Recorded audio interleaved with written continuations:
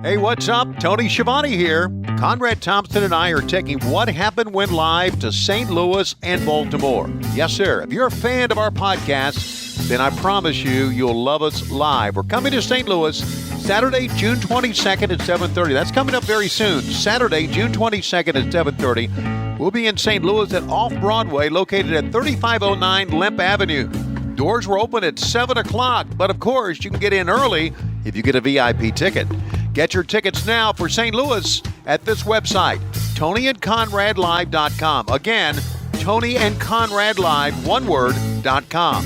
The very next day, we'll be in Baltimore at Jimmy's Famous Seafood. That'll be Sunday, June 23rd. We'll start at 1 o'clock there. Jimmy's Famous Seafood is at 6526 Hollyburn Avenue. And of course, if you live in the Baltimore area, then you know where that is. Tickets for the Baltimore show on the 23rd available by going to this website, WhatHappenedWhenLive.com. WhatHappenedWhenLive.com. What Happened When Live being one word. There are VIP and general admission tickets available to both shows, so make sure you get on board. What Happened When Live, Saturday, June 22nd at 7:30 in St. Louis at Off-Broadway. Then at 1 o'clock, Sunday, June 23rd in Baltimore at Jimmy's Famous Seafood. If you get a VIP ticket for either show, it includes a meet and greet with photo ops. St. Louis, go to TonyandConradLive.com. Baltimore, go to WhatHappenedWhenLive.com. And we'll see you for What Happened When? the weekend of Saturday, June 22nd and Sunday, June 23rd. Don't be a slapdick and miss out.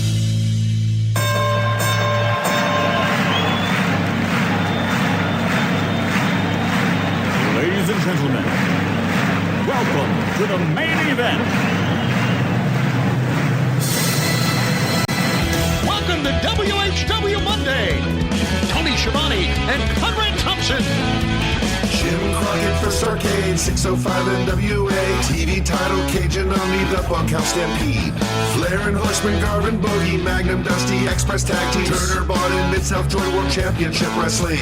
Talking about the great years of World Championship Wrestling, the NWA, and Jim Crockett Promotions. Tony and Friends North they win. Look, Schiavone's back again. World title split off center stage. Bischoff, Disney, Hogan, and Nitro. New World Order and the Crow. Thunder, Russo, Arquette Champ, Vinnie Mac, simulcast. Tony's back with Conrad, not your classy podcast. Watch along, try not to laugh. Lowest rules, cat back. This wasn't the initial plan. Tom Zigg's a good-looking man. Klondike Bill, make a chant. Tommy, you come over here.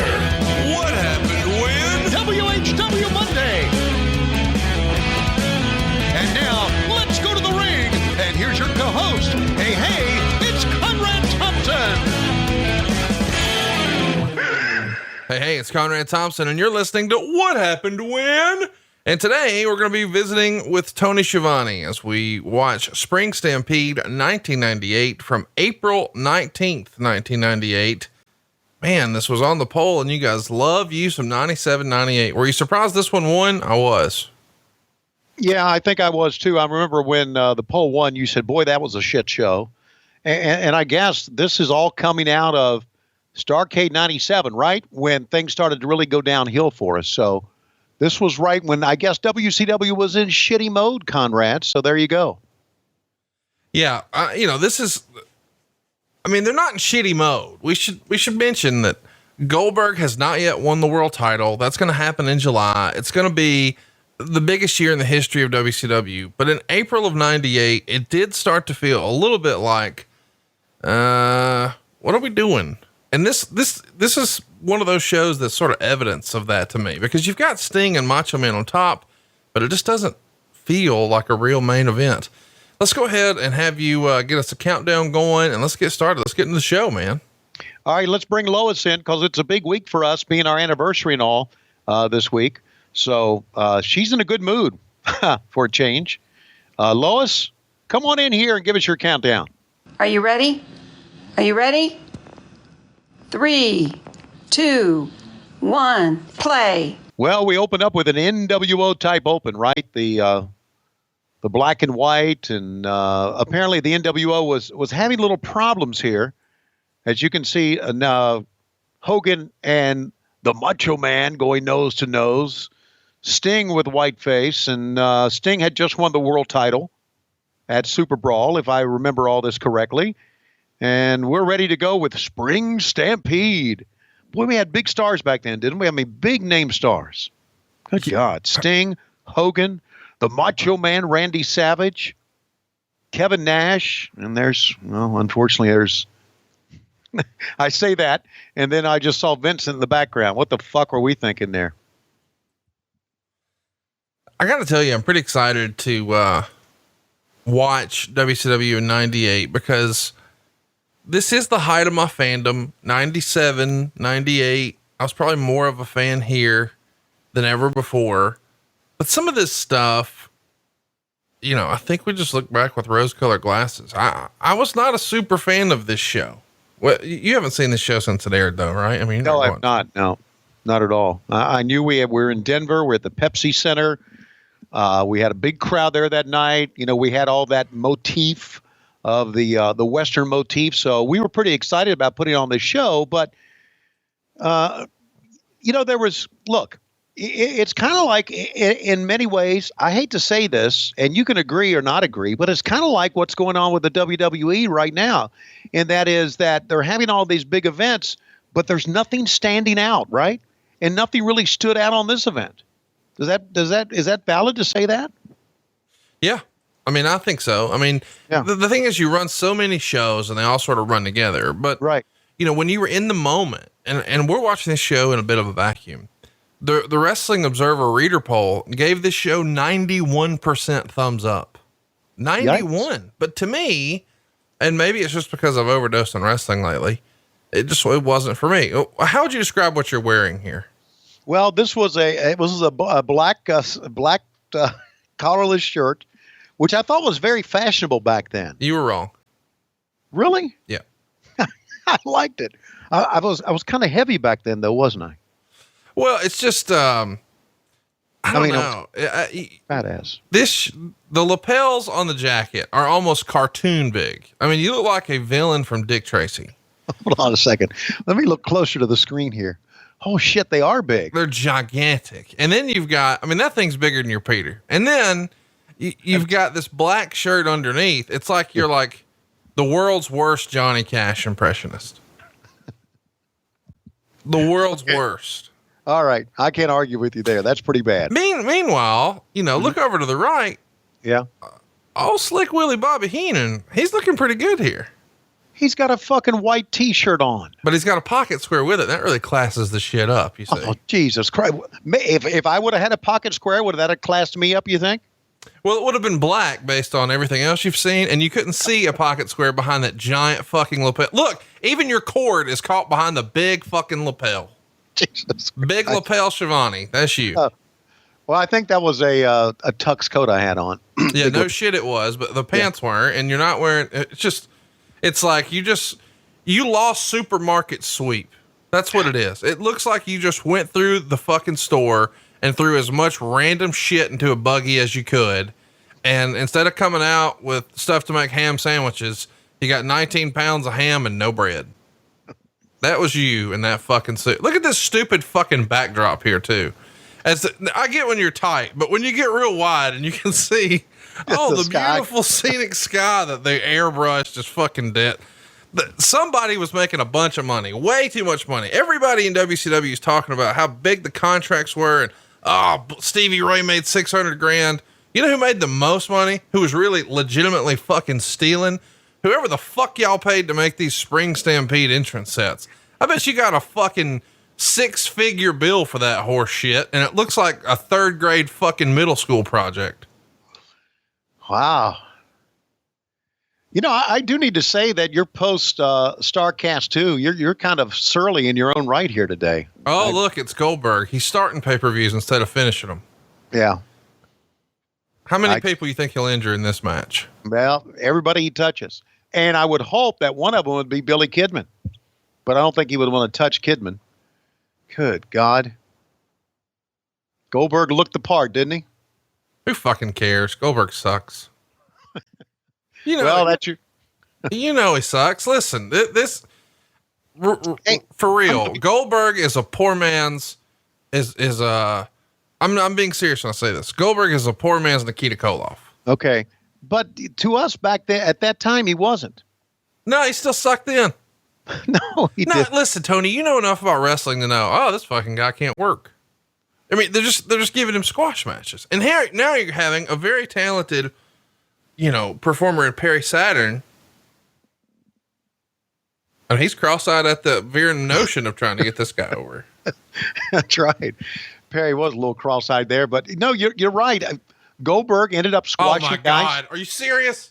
Okay, what the fuck is this? It's a fall-away slam. It's what it is. It's fucking Power Plant Day 1. That's what it is. I only know how to do 4 moves. Let me do them all real fast. Okay. So then why did the fans take to him so much then? Are you fucking serious? Yeah. Why did they take Tony Schiavone goes out there and just beats people up for real, spears them, jackhammers them for real, and then gets a win in 38 seconds, and then lawn darts Billy Kidman, people are going to be into it. Yeah, but Tony Schiavone didn't have the body and the physique and the aura of Bill Goldberg. I'm not sitting here trying to defend Bill Goldberg, but I don't think he is as shitty as you say he is. No. Here's the deal. He's way shittier than I say he is. All right. Okay. I mean, you talk about one of the greatest wrestlers of all time in anybody's book, Bret Hart, and Goldberg ends his fucking career and doesn't even know what he's doing. I mean, that's the thing. Like, Goldberg's suckery is not his fault. Goldberg's suckery is people like your fault. It's your fault. It's Eric Bischoff's fault. Right. Because I was told to put him over and I did, so it's my fault. Well, nobody raised their hand and said, hey, maybe we should look, they kicked out at 1. Like if every time somebody tried to cover you, you kicked out at 1, like that's not an impressive talent. Making the other guy look good is the impressive part of wrestling. Goldberg never made anybody look good. So maybe I should have raised my hand in one of these production meetings and said, "Wait, are we doing the right thing here by putting this guy over?" No, we know you never did that. The only time you made a suggestion was when David Arquette won the fucking title. I'm glad you didn't speak up more often. Yeah, so am I, to be honest with you. That's a pretty awesome move right there. That's not Power Plant 101. Jesus Christ. Okay. All right. Hey, I can't defend everything Goldberg does, but man, here's the deal. I'm sure he's a nice guy in real life. I'm not disparaging him. I'm saying you guys put him in a fucking shit spot here where, you're like, well, I mean, how else could someone get over like that? We'll beat everybody in 13 goddamn seconds and don't sell anything and kick out on 1. And that'll do it. And that's what he's doing. And here's the thing. He's doing what's asked of him here, but nobody had the gumption to say, hey, I know we can, I know we could, but should we? I can't argue with anything you're saying. Here's the deal. You tell me you book Nikita bring Nikita Koloff out right here for the very first time and book him the exact same way as Goldberg. Who would have done a better job? Well, Nikita would have. Of course. Goldberg is the WCW Ultimate Warrior. He is. That's awfully stiff there, Conrad. No, awfully it's true. Stiff. You know what? At least Warriors promos, while nonsensical, were entertaining. They didn't really even have Goldberg do promos. No, just yell, "You're next." Yeah, that's all he did was yell, "You're next." He really didn't say much. He would come in and say maybe something a little quiet, and then at the end he would say, "You're next," and that was it, and that's all they needed. So, I know listen, Goldberg is not the main reason we went. Fuck, that was bad. Oh man, you slipped on that, buddy. Yikes. That was not Goldberg's fault or WCW's. Yeah. By the way, I know everybody thinks I like hate Goldberg. No, I just hate that Goldberg was a thing. Like if Goldberg would have finished wrestling school, maybe some of this wouldn't happen. You wouldn't hear about him like choking out Evan Courageous before a Nitro or kicking Bret Hart's head into the 6th row. And all the bad stuff you've heard about Bill Goldberg may not have happened had WCW, I don't know, brought him up a little slower, a little differently. Well, I can tell you, you need to blame Jody Hamilton. Well, you blame Eric Bischoff. It's all Eric Bischoff's fault. Okay, it's all Eric's fault. There you go. Have you had have you shit on Goldberg on his podcast like you've shit on mine? I'm trying to make it my mission to shit on Goldberg once a week, whether he needs it or not. All right. So what's Eric's retort to all this that you've been saying? No, he was over. He drew money. And here's the thing. Can't argue any of that. Right. But to Kevin Nash's point, how does it end? You know, I know that, and we've argued that point here a lot here on the show too. Right. Like, you know, when was the right time to beat Goldberg? When was the right time to end the streak? You know, I guess there was no right time or wrong time. There's just what they did. And what they did, a lot of people said was shit. But realistically, let's say they don't beat him there. Doesn't it eventually get fucking old? Well, you know what? That's kind of what Vince Russo thought when he turned him heel. What, that it had just gotten old? Yeah. And the thing is, like, why wouldn't you have Goldberg become an unbeatable monster? Now, I know that Goldberg has healed it. Jesus fucking Christ. Did you see that? Yes, I did. Come on, man. Yeah. This day one wrestling school shit. And this is a pay-per-view against a guy who's been in the ring for a long time to get his shot. And and now he's got to do that shit. Yeah. The thing is, like, he doesn't know any better. I'm not mad at Goldberg. Goldberg was doing his fucking best. I really do believe that, don't you? Oh yeah. I don't think there's any question he was. He just wasn't fucking ready. Look at that. He's not ready. This is Mongo with a bald head. As far as wrestling ability goes. And that doesn't mean that the natural charisma or talent or, you know, whatever it is, Goldberg has it in spades. Look at the crowd. They pop for nothing, just facials. That's very Sid Vicious-like. Yeah. Sid was the first guy I remember who was very intimidating and jacked up, who would like just look at the crowd and that would be enough. You just make this crazy face and look at the crowd and it works. And man, Goldberg's doing it here. And how about this? They're showing he's not bulletproof, having to sell the nut job. Yeah. How about that? Because you think he's going for the jackhammer. He's going to beat Perry Saturn, and they, I don't know if swerve is the right word or not, but they kind of swerved us here with no jackhammer. Can I just tell you, I'm really thankful that as much as I don't like Goldberg being a thing, not the human, but him being a thing, at least we're not watching fucking Raw, right? It could be worse. You're exactly right.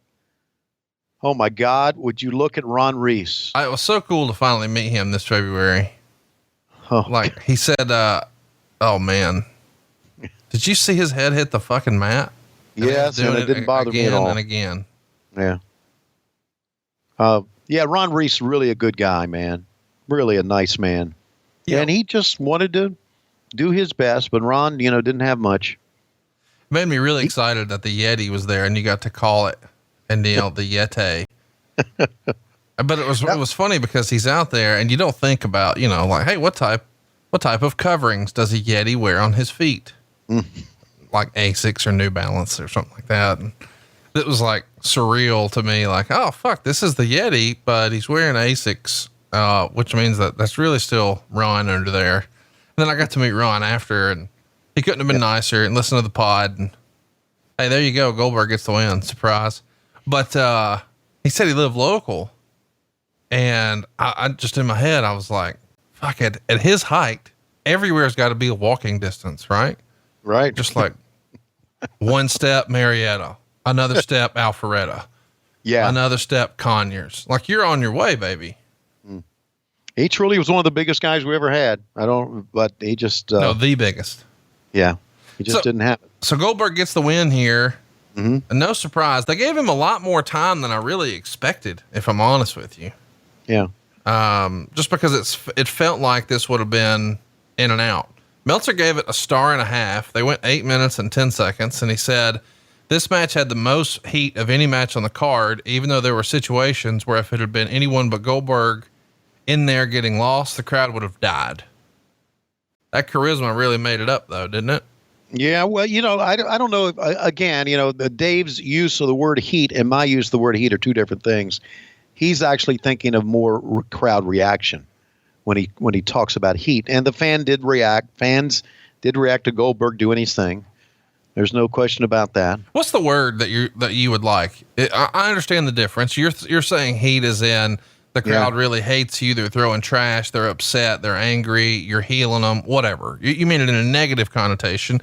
He's using heat just in lieu of response. Look at that backdrop. Do you see that? Do you see that? Look at those happy little trees. Let's paint us some out. Who the fuck was doing this? This is horrible. You know what? This is Eric Bischoff bullshit. You know, he lives out in the goddamn desert and he's a fake ass wannabe cowboy. And he probably thought, well, goddamn, let's just get us some hay in here. Get something that looks like a barn. You know, I live out on a farm. I got a ranch, right? Is that where this comes from? Yes, that's where it comes from. Did somebody just throw something at Eddie right there? And his wife is not going to believe he did not go to the strip club because he is covered in glitter now. It looks like he's been hunting unicorns. And if he's a smoker too, it's going to be a tough sell when he gets home that he did not go to the booty club. You know what I think is odd? When you take a look at that wide shot, even from right here of that set, it's supposed to be a barn, right? Yeah. It almost looks like a tombstone, doesn't it? Signifying the death of WCW yet to come. Boy, you're just... It does. Look at it. Look at it. You're morbid. I'm morbid. I was talking about fucking little happy trees. All right. Well, Jesus Christ. Did you ever watch any of those? What? Jesus Christ? Oh, what are you talking about? No, I'm saying, you know, the old Bob Ross shows back in the day where he would show you how to paint on PBS. Oh yeah, right. He was quite a well, he was apparently a big star at one time, wasn't he? Yeah, it's a wonder. I mean, I think he painted that backdrop. It was a 6-figure backdrop. So Ultimo Dragon's here. Ultimo Dragon's still competing, by the way, and Chavo Guerrero still looks just like that. He sure does. I saw a picture of Chavo the other day, and I mean, he looks like he's in as good a shape as ever. Right. And Charles Robinson, by the way, still looks the youngest of them all. It's amazing, isn't it? It is amazing. It really is. It's just absolutely amazing. At this point, I know you don't, let me start over. Okay. You have an irrational hate for all things masked wrestling, right? No, I don't. Okay. But you just assume if someone, I have a hate for all things non-selling. Okay. So if someone weighs less than 250 pounds and wears a mask, are they still a professional wrestler in your opinion? Yeah. I don't think you can put a weight limit on I mean, Marco Stunt is still a professional wrestler, right? Well, how much does he weigh? 70 at the most. Seriously, I'm going to tell you what, when I was in 5th grade, I weighed more than Marco Stunt does today. Probably so. Yeah. I mean, I was a lineman and, I know that I think the deal was you had to be like 110 pounds or 130, whatever the number was. It's more than whatever the fuck Marco Stunt is now. Like, where was Marco Stunt when Kevin Nash needed somebody else to lawn dart? Yeah. Did you say you were a lineman? Yeah. Not like a power lineman. Yeah, I played football. So let's talk about Ultimo Dragon though. Let's get back to that. All right. Ultimo Dragon. Where did you rank him as far as best wrestlers in the world here in 1998? He would be, to me, top 10, top 15. Wow. Okay. Yeah. I didn't expect you to say that. No, he could do a lot of stuff, man. And look, I don't think Ultimo I don't think he really ever had a bad match for us. I mean, he had some matches that were better than others, but he always did some great shit. I really wish that Ultimo was born like, look at those kicks, 10 or 15 years later than he was. Right. Ultimo Dragon right now would be a top star on SmackDown or NXT or AEW or Ring of Honor or New Japan or all the above. Right. I mean, a tippy top, not a second match on the card, not a cruiserweight champion, not the 205 live champ, but like a top guy, main attraction. It would be something else to see him tear it up with, you know, an Ibushi or a Kenny Omega or, you know, even a Seth Rollins, or what he could do, you know, with some of the guys that are really just now sort of breaking out. Right. Everything he did looked so clean. You saw the kicks he made there. All the kicks probably were stiff, but looked good. I would put him, I think he's every bit as good in this era, okay, as any of the Lucha Bros, either one of those guys. And I like both those guys too. And they tore it up. I think you would agree. They tore it up against the Young Bucks at Double or Nothing. You're saying Penta and Phoenix. He's just as good as them. Just as good as them. You know what's interesting is I think that the conversation has changed on those guys in the last couple of years. Like 3 years ago, all you heard about was Penta. Like that was it. Like Pentagon, Pentagon, Pentagon, Pentagon, Penta, Penta, Penta. That's it. That's the deal. That's who you want. That's the top guy. And then I feel like slowly over the last year, people have come around to, wait a minute, Phoenix might low-key be one of the best wrestlers in the world. Mm-hmm. Not to take away from Penta, but I think what helped get Penta over was not just the work, but he has this incredible look. The way he paints his face underneath the mask, it really, accentuates the mask, and he throws the contacts in. It's just a really cool look. And I think that look is part of the appeal originally of Penta. And then you see that, damn, he's a very good professional wrestler. So everybody's on board. But then when you see them together and then you see Phoenix by himself, it's like, oh, at least to me, I think Phoenix is low-key one of the best wrestlers in the world. Yeah. I'm with you on that. He does some just that tag team maneuver. I don't even know what the fuck you would call it, but that's what a lazy commentator in the 80s would say. That tag team maneuver that he did with the Bucks, right, bouncing around. Holy cow. I've never seen anything like that since Rey Mysterio, like 22 years ago, Rey Mysterio. No. And you know what? Not only that, I loved a lot about the show, loved a lot about it, but I thought that match was the best match on the show. Really? I did. You liked it better than Cody and Dustin? Yeah. But I love Cody. I'm not trying to shit on that match. No, I did like it better than Cody. That's all. They're different. They're different, right? Cody and Dustin had emotion and had a lot of juice, and was worked very, very well. But man, I mean, that tag team move that you talked about, where he bounced on one rope and did like the Hurricane Rana or whatever it was on one of the Bucks off the top of the other rope, was the move of the night. Oh, it was the for fucking sure. move of the night. Yeah. Yeah. And it even made me go, holy shit. And a lot of times, as you know, sometimes they can get too acrobatic for me, but I loved every bit of that. I really did. So, and Penta did it. I mean, Ray Phoenix did it. And I saw those guys wrestle in MLW, and I called some of their matches, and they're sensational. Chat me up. What did you think about the Dustin Cody match? Well, we haven't talked about it a lot. This is the first time you and I are getting to really sit down and talk sort of post Starcast. What'd you think? Lots of blood, but this is, somebody who you knew. I mean, you knew both of these guys when they were much younger. You're very good friends with their dad.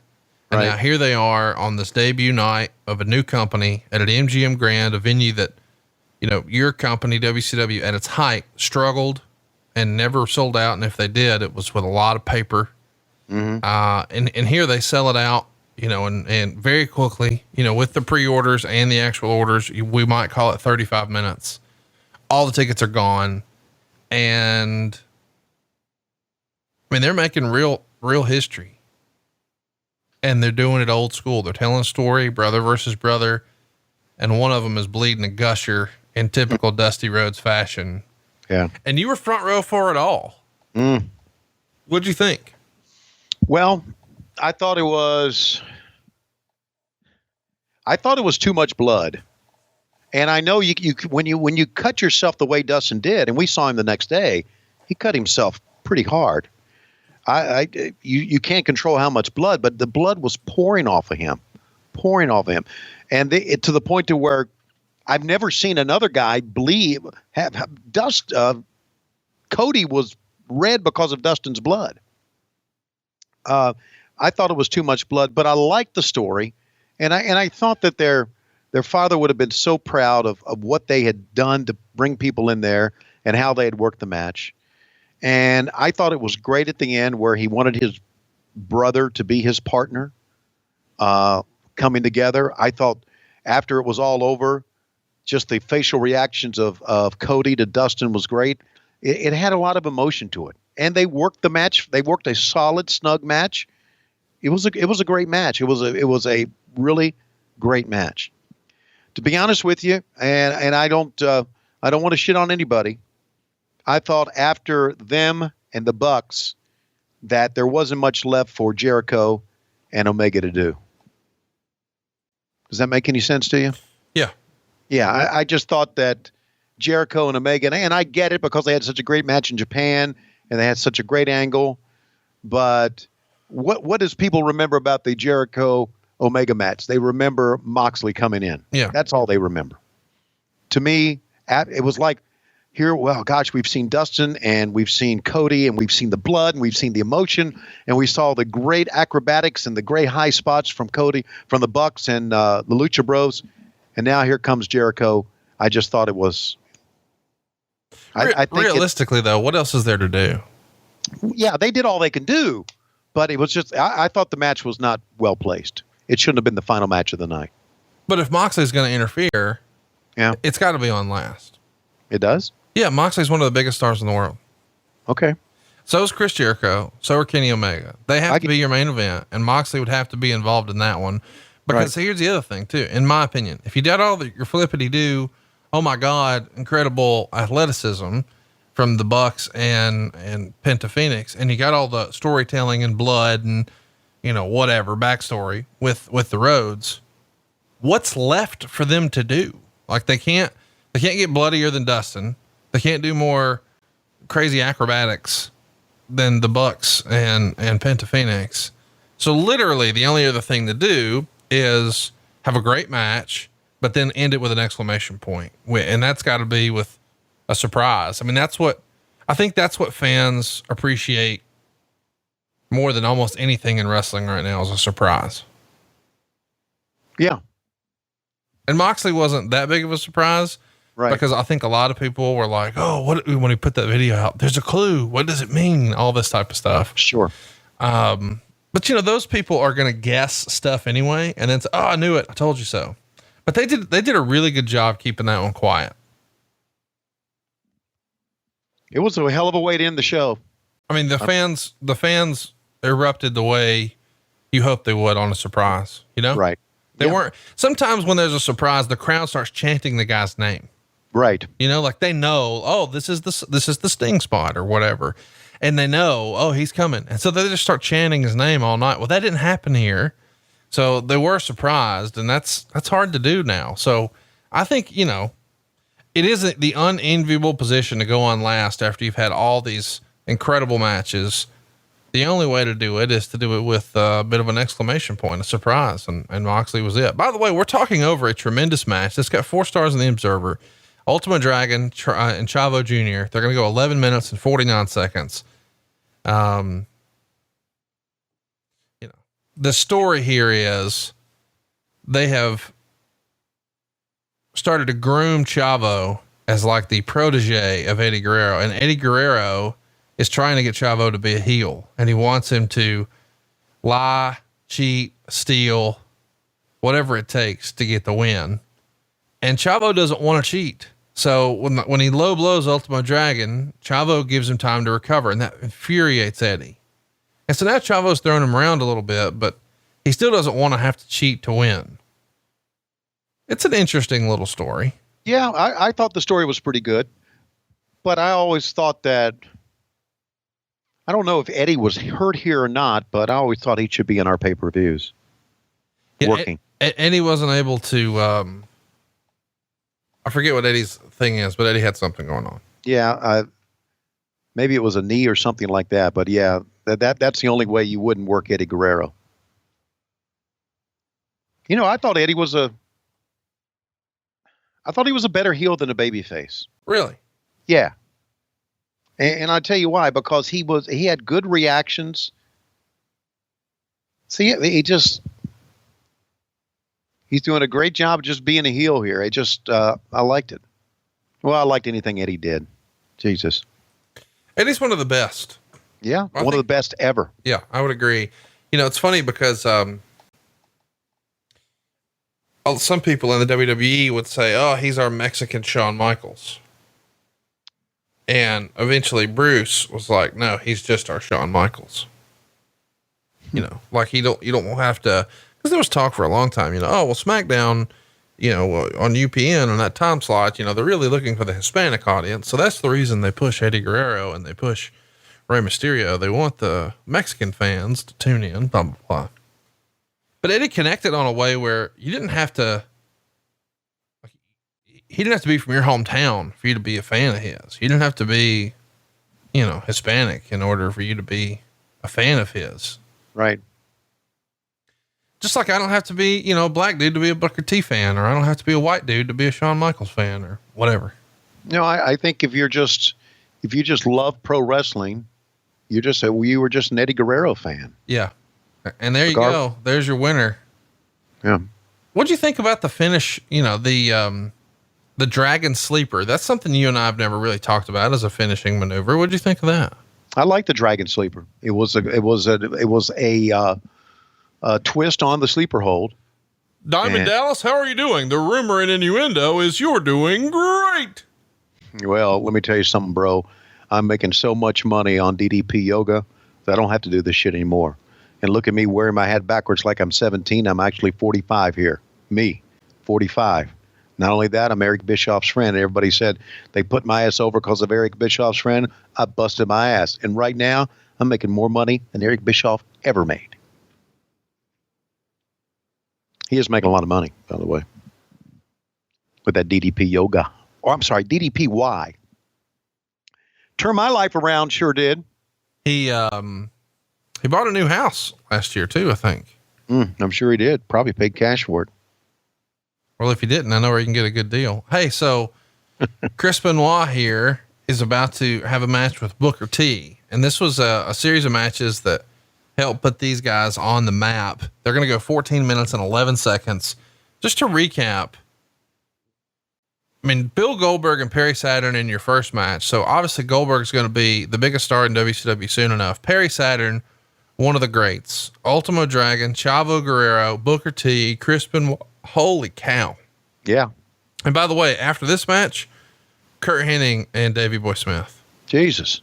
Like I said at the beginning, I said, boy, we were loaded with talent.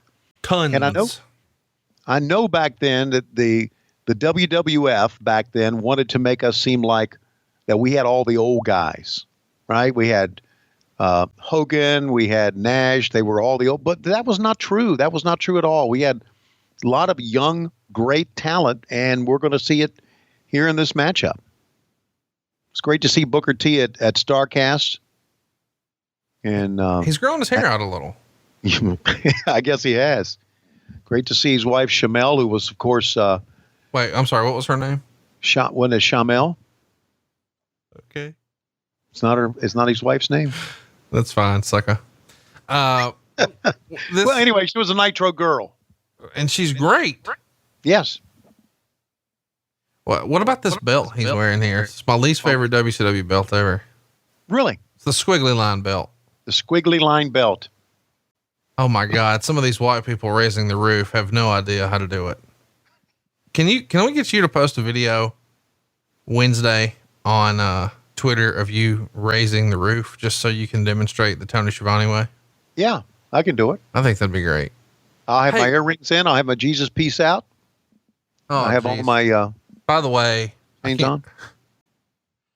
I forget who told me this, but someone approached me in Las Vegas. It may have been Casio. Oh, shit. And he said, may not have been, but he said, I really thought it was just a gimmick. And I said, what do you mean? And he said, with Schiavone, I thought it was all just like theater of the mind. I said, what are you talking about? He said, you're fucking ragging on him for having these diamond earrings and the gold chains and all that. He's like, that's just for real. I'm like, yeah. He's like, he's not doing it. He's not wearing it like ironically. Like, no, like he's wearing it. He's like, are we going to tell him? I was like, I told him. He's like, nah, he thinks it's a bit for the show. I thought it was a bit for the show. I was like, no. He knows he looks like a fucking dumbass and he's comfortable with it. Hold on a second, fucker. First of all, how do you wear something ironically? It's like ugly sweater, ugly Christmas sweater contest. Okay. Like you're not wearing it because you think it looks cool. You're wearing it because you know it's awful and you want how awful it is to like, right. Pop the crowd. Yeah. And that's not what you're doing. Like you're not wearing that to impress these motherfuckers. You just being Tony Schiavone, being a badass, rolling around with some CZs, baby. I got that middle of the mall shit going. No, that ain't platinum, girl. That's sterling silver. You don't know nothing about that. Can I tell you why I wore the earrings? Because and why I'm wearing all this stuff? The real reason behind that? Because you can. Well, yeah. So of course, because I can, but because I like Conrad, you know this by now, but I'm a weird fucker. That's a fact, Jack. I'm a weird fucker. Okay. And you know how I realized how weird I was? How weird were you? Well, when I realized it, I realized how weird I was in Las Vegas. I was just weird. I'm a loner. I know. Like you're invited to our Starcast wrap up dinner. Right. You know, we invited most of the production staff and my mom and dad and of course the missus, and we got everybody there, and you're not there and don't want to come. Well, first of all, I didn't know anything about the wrap up dinner. I didn't know anything about it. And as soon as the shows were done, I hopped into a cab or hopped to Uber, and I went down to downtown, and I sat at a bar at the D Hotel and ate a steak by myself and drank a few Moscow Mules. Thank you, JR. Why would you do that instead of hanging with us? I don't know. I didn't know you guys were doing anything. I really didn't. So you didn't, but you didn't ask. No, I didn't. I mean, we were still packing up, and then when we got done packing, then it was time to go. And so right. By that point, I just assume you're working on the show somewhere, and I'm like, oh, fuck that. It can wait 2 hours. Come eat. And you're like, nope. Okay. No, I just went down, got something to eat, and then I went back to the hotel room and worked on the show. I'm just weird. I'm weird. I'm just a loner. Oh, by the way, can I just tell you that one of the low-key MVPs of Starcast is Matt Schiavone? I'm very proud of Matt. Very proud. He did a hell of a job. I thank you for saying that. He took charge. He really did. He was tremendous, you know, and I'm excited to do it again with him. I can't believe I'm doing this dumb shit one more time. But Starcast 3, Chicago, and I haven't sent you the lineup of the shows, but I think you're going to dig it. Yeah, shit. I dig anything you do, buddy. But I'm a weirdo. And I put in those earrings because I knew that you would shit on them, and I knew all you guys would shit on them. And I don't know, for a laugh maybe, or a rib or whatever. No, you liked it. You had your ears pierced long ago. Well, long before I knew you. Exactly. And I did that for a rib on Lois because I knew Lois would shit on it. And I got it for my 50th birthday back then. And she shit on it. And it's just funny to me. And I'm a weird motherfucker. Sorry. I'm just odd. No, but you're our odd. You're like the George Costanza of wrestling. Oh, I'm not. George Costanza of wrestling. Yes, 100%. Maybe it's because when I open my billfold, there's nothing but receipts in there instead of money. Is that it? Oh my God. That's what Costanza used to do. Oh God. Hey, meanwhile. Well, I just need you to hit somebody with, the jerk store called. The jerk store called. Like that's the most Schiavone line ever. Oh God. So, but anyway, so yeah, you're hooked in with a weird guy. And also I want to add into this. Fuck Casio, motherfucker. I was on his podcast. On that motherfucker's podcast. He's going to talk about me behind my back? Well, fuck him. Yeah, I agree. Fuck Casio. Anyway, he'll be on next week. Yeah. Hey, should we tell everybody what we got coming up? Yeah, we came up with a pretty damn good list of stuff coming up. Yeah, we've got the next several shows wrapped up, and I guess we should tell everybody we're talking over a pretty good match here. Yes, we are. 3.5 stars. It's still a little weird to, get super excited about a Chris Benoit match, but this series is really the series that kind of put both of these guys on the map. The Booker T had been positioned as a tag team guy. Now he's going to be a single star in this TV title feud he's having here with Chris Benoit. I remember being something that a casual wrestling fan in my life, a very good friend of mine, someone who wasn't really paying attention to wrestling, started to get into it a little bit because the NWO was getting hot and things like that. And the first match, or the first person he really gravitated to, was Chris Benoit. And it was because of this series where he was like, oh man, like he enjoyed all the wrestling, you know, I love wrestling. I love Nitro and Raw and blah, blah, blah. He was getting into it. But when I would say, hey, who's your favorite wrestler? I'm expecting in 1998, you know, Steve Austin, I don't know, Shawn Michaels, Bret Hart, Ric Flair, Hulk Hogan, DDP, whatever. He hit me with Chris Benoit.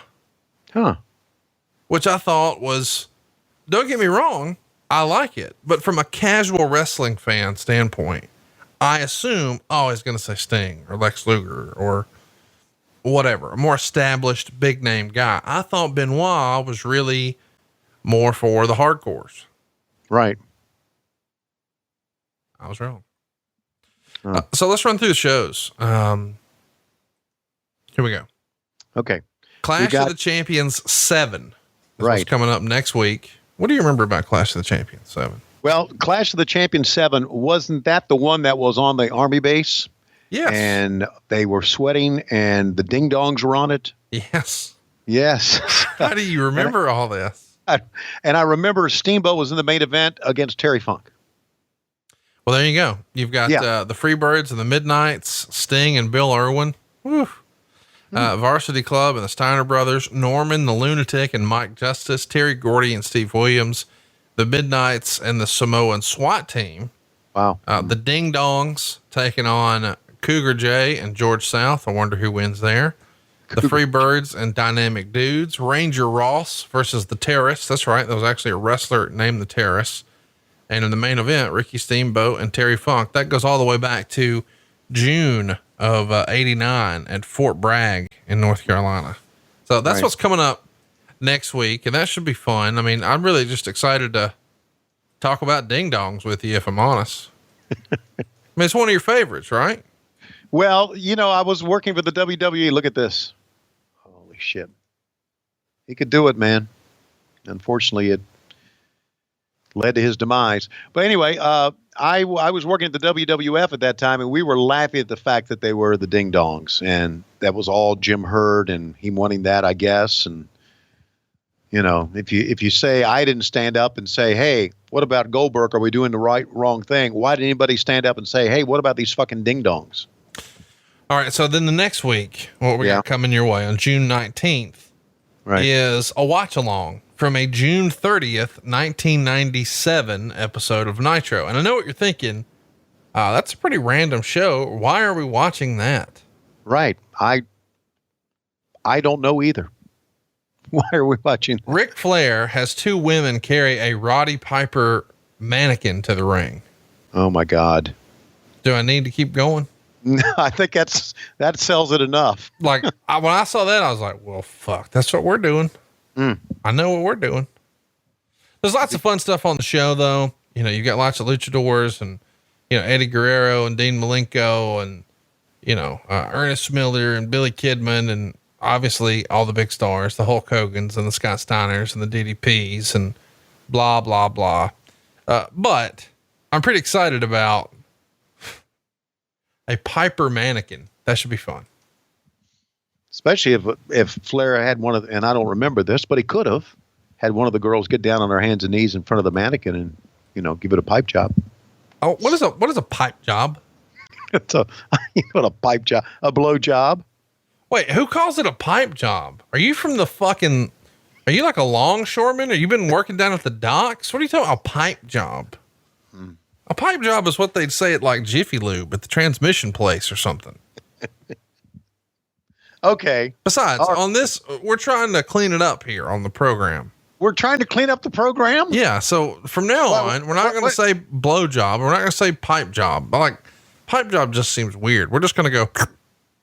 Okay. Just try to suck his dick. How does that sound? Why are we trying to clean it up? What was, has somebody come down from podcasting heaven and said, Schiavone and Conrad Thompson need to clean it up because they're getting too risque or too vulgar on their podcast. Is that it? Yes. Why are we trying to clean it up? Yeah, I mean, you nailed it. That's right. Yeah.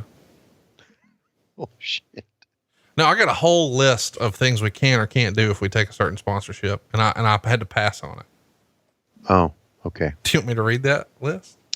Yes. All right, let me run you through the rest of the list, though. Okay. The June 26th, 1999 Nitro is what we'll be covering on June 26th. Mm-hmm. And why are we covering that one? Well, go ahead. Sid Vicious wrestles Scott Putski on this show. DDP and Canyon team up against Dean Malenko and Buff Bagwell. Oh. Ernest Miller is going to fight Disco Inferno on this one. We've also got Barry Windham, Kendall Windham, Curt Hennig, and Bobby Duncombe Jr. taking on Brian Adams, Vincent, Horace Hogan, and Stevie Ray because rap is crap. Bam Bam Bigelow's in there with Hack. Eddie Guerrero's in there with Lenny Lane. Perry Saturn and Chris Benoit take on Fit Finley and Dave Taylor. But your main event, are you ready for this? I'm no, after what you just told me, I don't know if I'm ready for it or not. Go ahead. Kevin Nash versus David Flair for the world title. Oh, man. Yeah. Come on with it. Come on. That's your family, buddy. Tell me, I'm not related to Kevin Nash. Great American Bash 1990, one of the more historic shows in WCW history. We're going to be covering that one on July 3rd. Of course, that's the day before Independence Day. And I think everybody remembers that show best for Sting coming to the ring dressed like an American flag. And he, of course, is going to get the win over Ric Flair for the NWA World title. Underneath, it's Doom working with Rock and Roll Express. It's Mean Mark Callis, who's going to go on to be the Undertaker with Lex Luger. The Dudes with Attitudes, which is Elegante, Junkyard Dog, and Paul Orndorff, are going to take on Arn Anderson, Barry Windham, and Sid Vicious. The Steiner brothers are going to destroy the fabulous Freebirds. Vader is going to demolish Tom Zink. The Midnights are in there with the Southern Boys, and it's 18 minutes of the best wrestling action you're going to see. Harley Race is in there with Tommy Rich, which feels like it's from 83, not 90.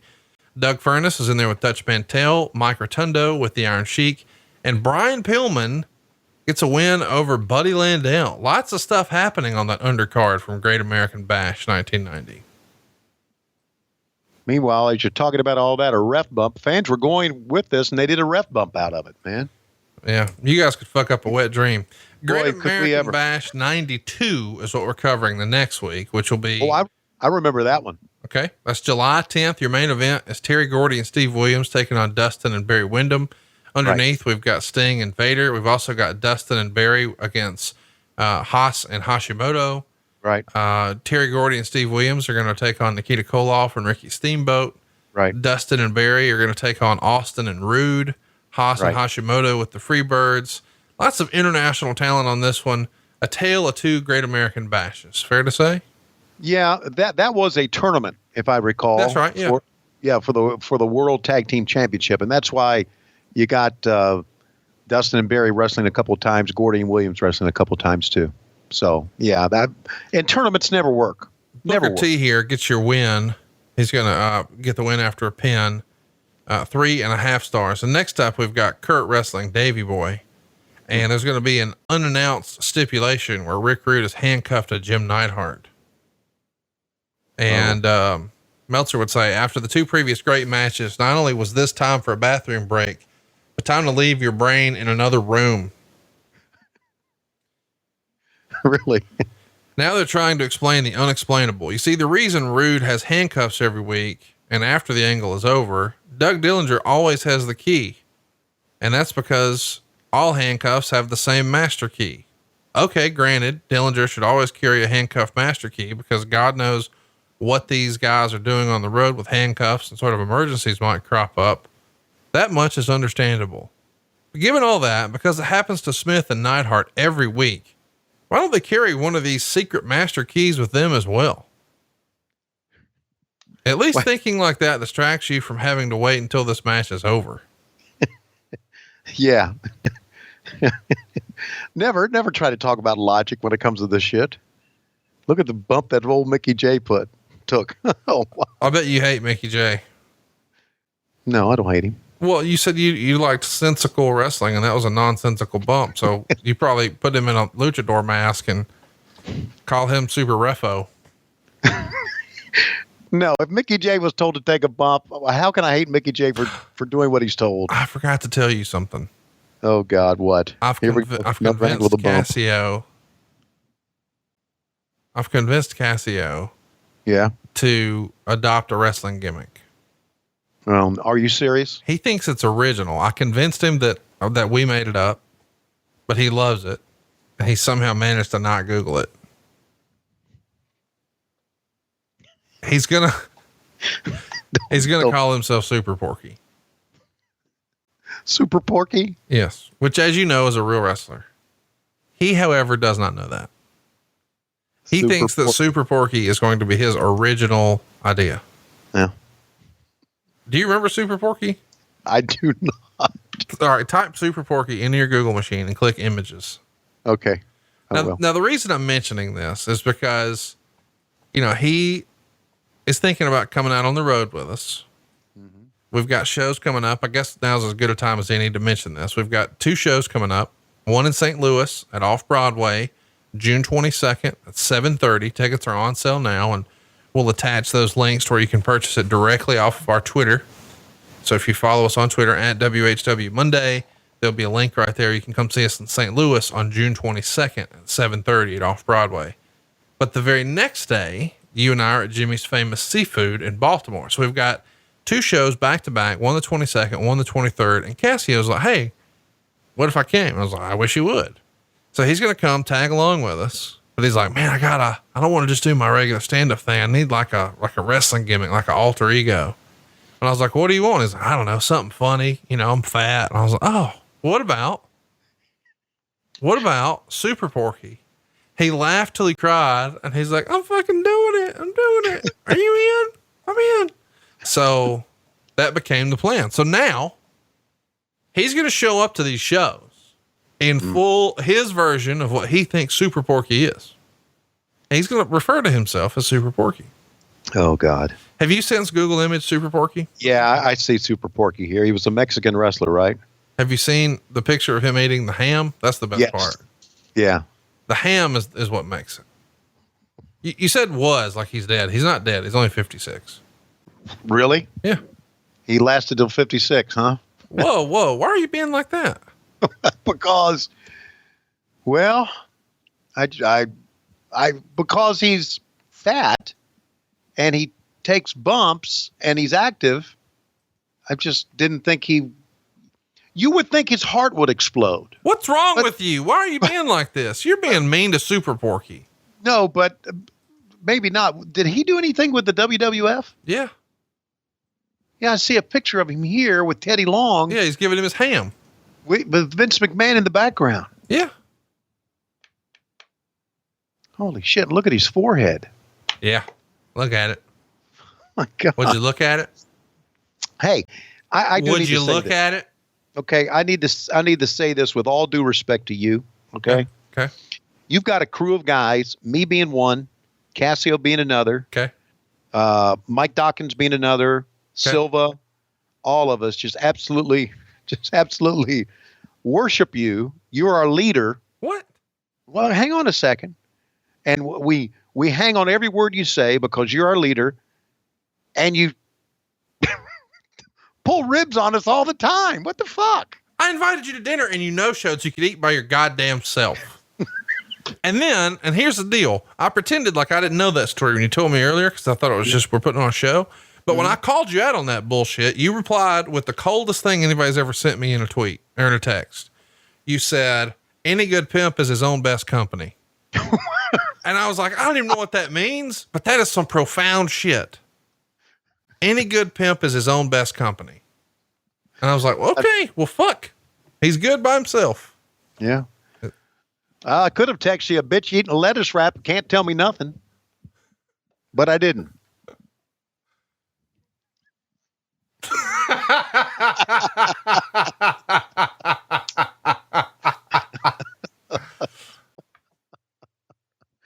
Oh, God. Oh, my God. Boy, it's sad watching this because, literally everyone involved is dead. Right. The referee's dead. British Bulldog's dead. His opponent, Mr. Perfect, is dead. Rick Rude, dead. Has handcuffed himself to Jim Neidhart, also dead. Yeah. Wrestling promotion, soon to be dead. I mean, look at this. Yeah, literally who's that cameraman? Is that guy still alive? Yeah. I don't know if he is or not. I have to get another look at him. But I can say. Did you use the same cameraman everywhere you went? Yeah, we ended up, and a lot of those were TBS guys, which I guess are going to end up being some cameramen for AEW show, right? You know what I just realized? I can't believe that I'm saying this either. Is that the only black cameraman for WCW? Because I don't remember. No, we had a couple of them. We had a number of African Americans working for us in production. I'm not saying that there weren't more African Americans on the squad. I'm just saying it feels like in every shot, I'm just like, okay, that's Jackie Crockett or not. It's like right. Whenever I watch an old WCW show with you, I just assume I have two classifications for the cameraman. Are they Jackie Crockett or are they not? That's all I know. And so right. I was like, hey, well, who's this guy? And I just see his pant leg and I'm like, okay, maybe that's, well, no, it can't be Jackie because he only wears shorts. Mm-hmm. And then when they get a watch and I'm like, wait a minute, that's a black dude. Like, I don't remember, like as I file away the different cameramen from who's Jackie Crockett and who ain't, I just didn't remember seeing a black dude there. Yeah, there was, there was one of our cameramen went on to be, and still works for NFL Films. Who's that? His name is Al. I'm going to say Al Maxwell, but that's wrong. But his name is Al. Yeah. And he was a cameraman for us, and it was a very good one. And he went on to have a great career away from wrestling. When we started, Conrad, we just used, wherever we would go, we would use cameramen. And then it got to the point to where we wanted to use our same guys, because that's what Vince did, because you used your same guys who knew how to shoot wrestling. And so we used our same guys and traveled them everywhere. And it was a TBS crew, basically. Sure. Turner, because that's who we were. Well, that's the reason I asked if you use different guys, because I know, and I know from experience now, like in Las Vegas, nope, got to use union dudes. Or just pay union dudes to sit there and eat a sandwich. That's kind of what we did a lot of these places. So let's talk about what else is coming up here on the show. We've got Great American Bash 1997 coming up on July 17th. And that's an interesting show because you got Mortis and Wrath starting out against Glacier and Ernest Miller.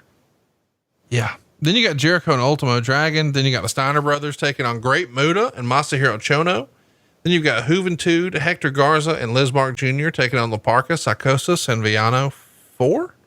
Chris Benoit is in there with the Taskmaster in a retirement match. Jira is finally going to settle his feud with Steve Mcmichael. Then we've got Scott Hall and Randy Savage taking on DDP and Curt Hennig.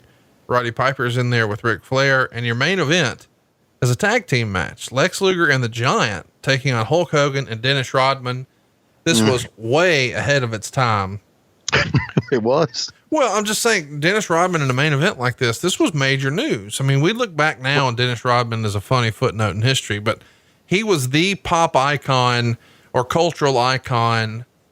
I mean, he was everywhere. He was on the cover of magazines and Inquirers and all the cable news shows. And I mean, he was showing up to his book signings in a wedding dress. I mean, he was Mr. Controversy and sure he was. Yeah. Constantly in trouble, for bad, not necessarily trouble, just garnering headlines, crazy hairstyles or, crazy random weird wedding ceremonies and drunken escapades. And it was news, everything he did. And we'll cover that one on July 17th. And then on July 24th, you weren't there for it, but a lot of people call it the best pay-per-view WCW ever did. And that makes sense because you weren't there to fuck it all up. It was Great American Bash 1989. And we're going to get to that one on the 24th of July. And I'm really excited to cover that one right here upon the 30-year anniversary. That'll be the day after the 30-year anniversary. And this card is just absolutely loaded.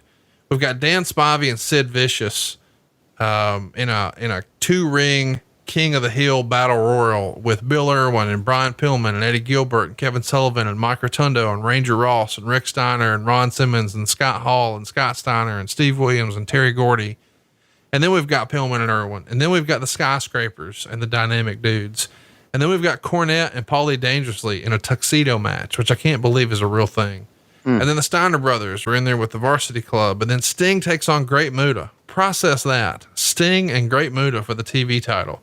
And then for the US title, Lex Luger and Ricky Steamboat. And then a Wargames match with the Road Warriors, the Midnight Express, and Dr. Death taking on the Fabulous Freebirds and the Samoan SWAT team. And your main event that goes 17 minutes, Ric Flair and Terry Funk. One of the best pay-per-views ever. And we're finally getting to cover it, and we're doing it on July 24th.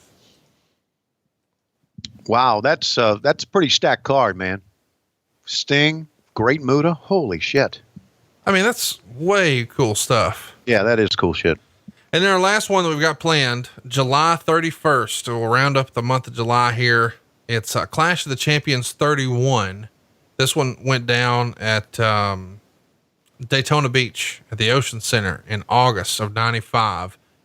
The main event is why we're really covering it, but on the undercard, it's Ming and Kurosawa taking on Sting and Road Warrior Hawk. Diamond Dallas Page taking on Alex Wright.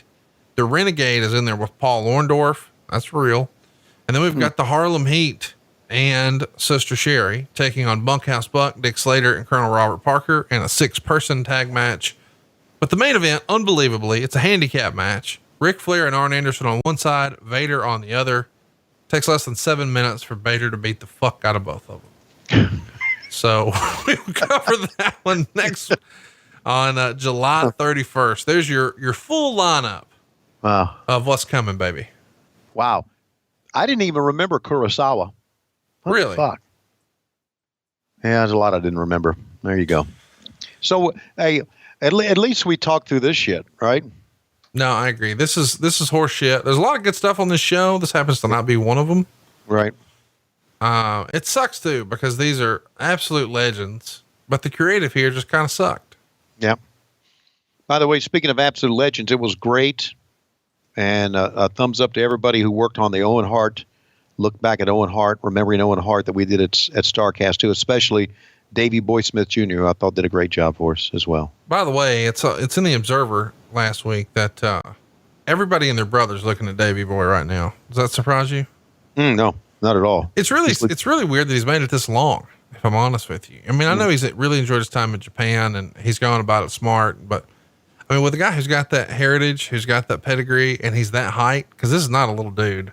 Nope. You know, the idea that, and I know he's doing stuff with MLW. I'm not discounting that at all, but I'm just saying that the idea that, you know, AEW or WWE, one or the other, hasn't already tried to like snap him up, to me is, I mean, I guess they are now. Lots of interest from everywhere. So that might be the last time we can have him at StarCast, but it was cool to have him. Yeah, you're right. He's legit, man. He's a good guy, and he respects the business because of his heritage, loves the business. And here's one of your favorites. Oh my God. You know, there's only one thing that could make this worse. Let's see. What would that be? Don't let him wrestle Chris Jericho. Don't let him wrestle Chris Jericho. Okay. Don't let him wrestle Chris Jericho. And here's why I hate Chris Jericho matches on the network. Because they're going to dub in his fucking WWE music. It's awful. Here's what it sounds like. For Canada, weighing 224 3/4 pounds, he's the WCW Cruiserweight Champion, Lionheart. So, break the walls down? Come on, man. Hey, but this was a great time for Jericho, though. No, creatively, this was my favorite Jericho. You know, I was a big fan of the heel WCW Jericho. Out of everything he's done, this to me is still his best stuff. And, you know, I know he's still main eventing pay-per-views and, you know, rock shows and blah, blah, blah. But this is, you know, it's sort of like my favorite Hulk Hogan is the one I grew up on. Well, my favorite Chris Jericho is the one I grew up on. Right. Can you believe he's still doing this, by the way? He's incredible. I don't know if you saw, but a lot of people were really, really negative about his appearance at Double or Nothing. They thought he looked out of shape and he looked bloated and like he was prepared or taking care of himself. I didn't get that impression. And when I saw, him tweeting out pictures of the bruises the next day, it's like the dude's got abs. How are we saying he's not in shape? Is that just people looking to shit on Jericho, people looking to shit on AEW, or just people who maybe resent the fact that he'll be 49 later this year and are still main eventing a pay-per-view?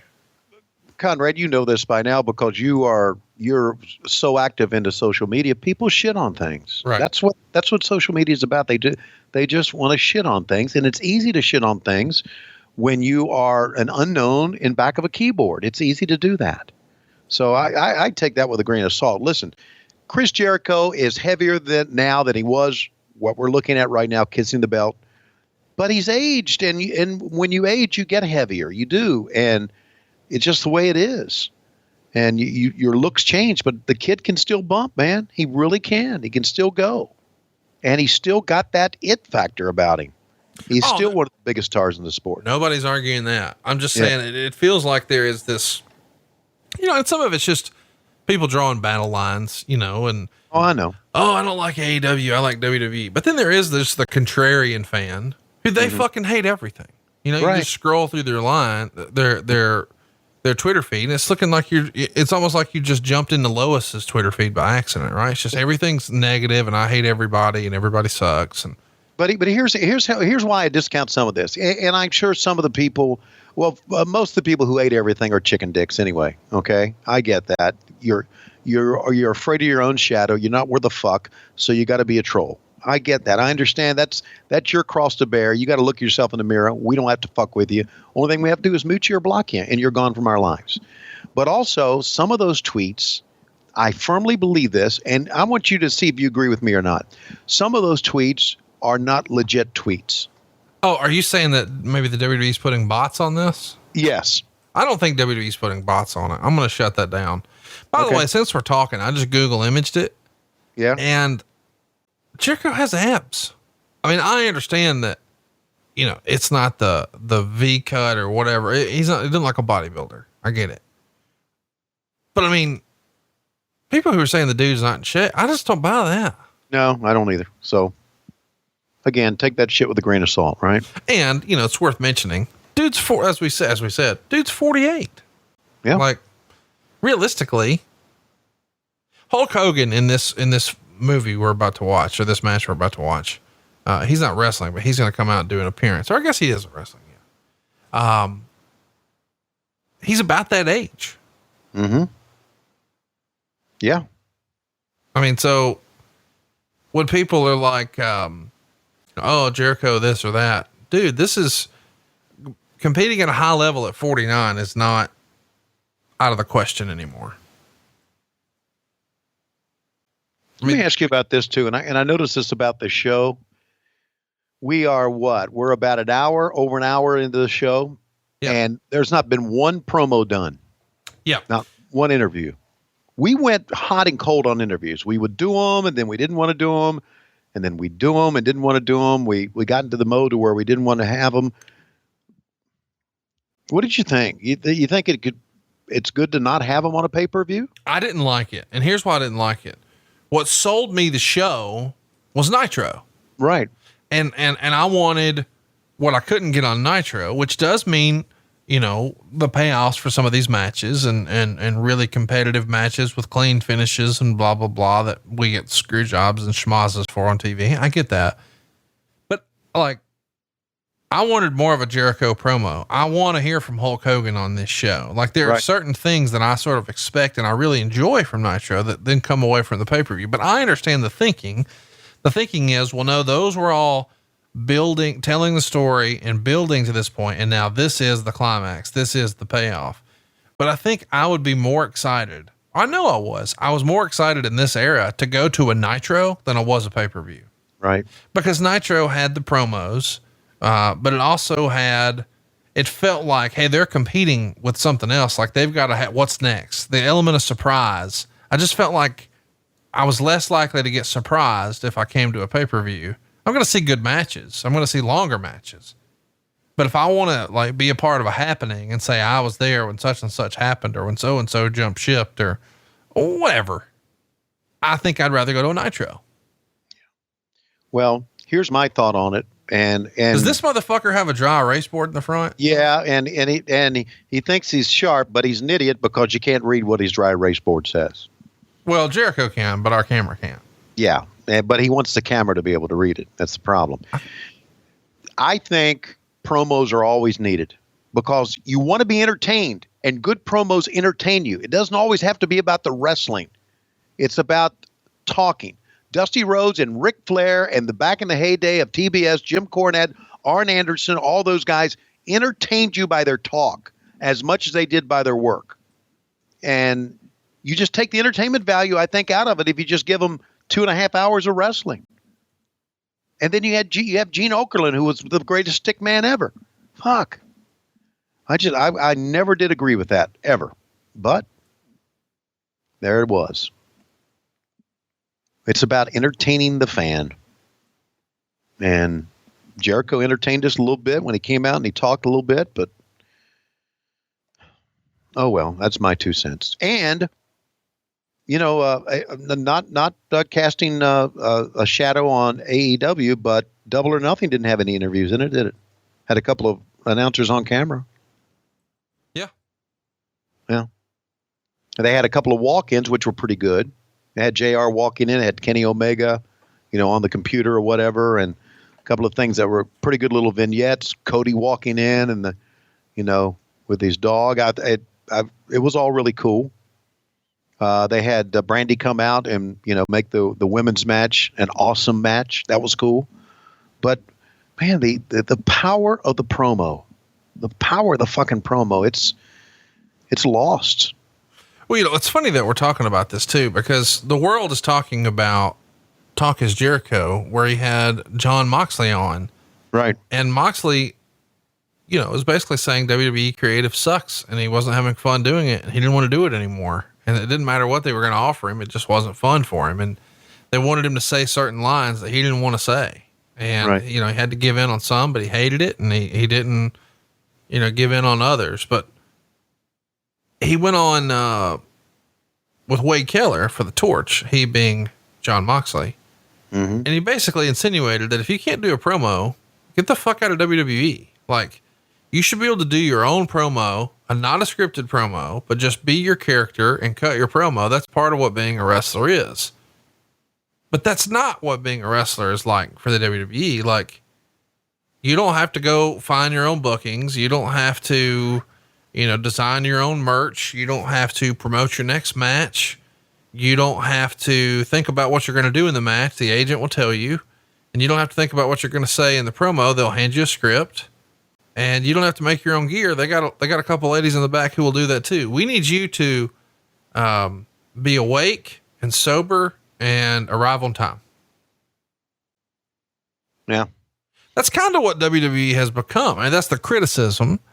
But I think a lot of the superstars there would say, well, no, that's sour grapes. You've got to find a way to make it your own, and you've got to will it through and blah, blah, blah. But I think Moxley's point is it shouldn't have to be that hard. That's an extension of Vince being a control freak is all that is. Of course it is. Listen, and anybody who's a wrestling fan who acts like, and this is the other thing that is annoying me a little bit. People are online like, oh, Vince is out of touch. Vince sucks. Vince should step aside. Vince has ruined wrestling. And here's the thing. I get you're frustrated. I get it. I am too. There's things about every Monday that some of us don't like. I get it. But, Vince McMahon's the reason I'm a wrestling fan. Mm. So it's real hard for me to get behind. He's ruined wrestling. Like, he made it cool for me to watch in the beginning. Like, I never would have, I shouldn't say never. I'm not sure that I would have ever become a wrestling fan had it not been for Vince McMahon. I fell in love with the Hulk Hogan character and, that Saturday morning. I mean, I just don't know that it would have gotten to me or it would have got a hold of me unless Vince McMahon had his finger in the pie, so to speak. He made it mainstream. He took it out of, as I've read before, I think that on that Sports Illustrated article, he took it out of the smoky gymnasiums and the bingo halls, if I can use that or whatever, put it in the big arenas and made it a big time thing. And Well, there you go. I mean, that's not exactly true because all of that had happened beforehand, but still he took it to another level. You know, Right. we're splitting hairs about what that means, but Sure. we can all agree that he took it to another level. And so when fans are just so quick to say, "Oh, fuck Vince," it's like, whoa, let's calm down on some of that. Like, I understand you didn't like the latest Star Wars. Let's not motherfuck all of Disney. That they've Disney's done okay for themselves. There's way more pluses than minuses, and you know, there's so many of my favorite wrestling moments or memories happened on Vince McMahon's watch. So it's like, I'm real slow to just dismiss all of it, but I do understand that the system has probably gotten a little bogged down. You know, apparently back in the day, it was pretty easy to have a conversation with Vince. And now the story is that's not always the case. I mean, maybe it is if you're Roman Reigns, but supposedly back in the day, you know, he was on the plane with everybody, you know, flying commercial, and they were carpooling. Thank God this Prince Ikea match is over. It wasn't that bad of a match, Conrad. No, it wasn't. Listen, we've had a lot of fun giving Prince Ikea shit. I hated the fact that they put him in a bad spot. He, to me, is like, you know, one of the more misused talents. It's not necessarily his fault. I hated the position he was put in, much like Goldberg. Sure. All right, next up, though, we've got Rick Steiner and Lex Luger, and they're going to team up against Scott Steiner and Marcus Alexander Bagwell. They're going to run a gimmick at the beginning of this match that I think we should have fun and dub over and talk a little bit. But before we do, I want to tell you that I got this list of things we're not allowed to say or do from a potential sponsor. Okay. I wanted to run through some of these, see what you think. All right. Please do not show children under the age of 12 unless accompanied by a gatekeeper, meaning a guardian or parent. Okay. Please do not use celebrities or characters aimed at children under 12. Well, Please do not discuss children eating the product. Please do not mention diabetes, heart disease, obesity, or any health issue. Please do not mention PETA, veganism, or show animals. Please do not mention any illegal activities or depict gratuitous or excessive violence, brutality, cruelty, or suffering to people or animals. Please do not mention politics. Please do not depict explicit sexual behavior or inappropriate sexual suggestiveness or innuendo. Please do not make any references to unethical or self-destructive behavior or values like drinking, smoking, drug abuse, or associated experience. Please do not use inflammatory language such as curse words or derogatory terms. Avoid ethnic and racial, religious, or sexual stereotyping or ridicule. Do not alienate a particular audience or create nasty, disturbing content. Do not reference or show competitive / third-party branding. This includes clothing, surrounding materials, i.e. on the person or in the background. Please do not speak badly about anyone or any brand, including other insert brand. Please do not mention trademarked events like Super Bowl, Academy Awards, etc. without prior written approval and permission. Whoa. Is this the potential sponsor? Yeah, I told them to go fuck themselves. Jesus Christ. Did they know what we do? I was going to say, man, you got the wrong show, bro, because we're going to motherfuck everybody. We're going to use bad words. We're going to talk about eating edibles and drinking too much cold beer. And, yeah, We don't talk about 12-year-old kids. And I won't mention your diabetes as long as you don't mention my obesity. But that's as far as I could get with that. When we started getting into sexual behavior, I'm like, well, we don't have a show if we're not motherfucking somebody or cussing or making dirty. And then when it said, do not alienate a particular audience or create nasty, disturbing content. I'm like, motherfucker, that's what we do. Good God, we are nasty and disturbing. That's what we are. Yeah, that would be our tag team name, nasty and disturbing. All right, what's Buff Bagwell saying right here? Okay, Buff Bagwell's saying, this hand, I put it in a bag to steal some money out, and they shut the door on it. That's right hand. And I said, I don't give a fuck. Next show I come to, I'll steal some more fucking money because I stole money all my entire career. That's how I made money. I stole it. and I'm stealing it here tonight. Hey, motherfucker! Ham cubes my ass on Conrad Thompson. I chased your ass away the first arcade. I'll do it again. And I'll call everybody a cunt, because that's what I say. They wouldn't like me saying the C word, would they? Nope. Oh, speaking of, and here comes old fuck 1 and 2. Bagwell's trying to get out, right? Old fuck 1 and 2, he says. Yeah. Okay. Bagwell, you got to be ribbing me, you motherfucker. Here, I'm just going to pull my coat back and reveal my big belly. As you can see, my big belly. Don't get a shot of his hand. I got my hand by going into the cookie jar and got it slammed. Oh, it hurts. But as you can see, JJ's belly next to me. JJ, would you put that coat over your belly?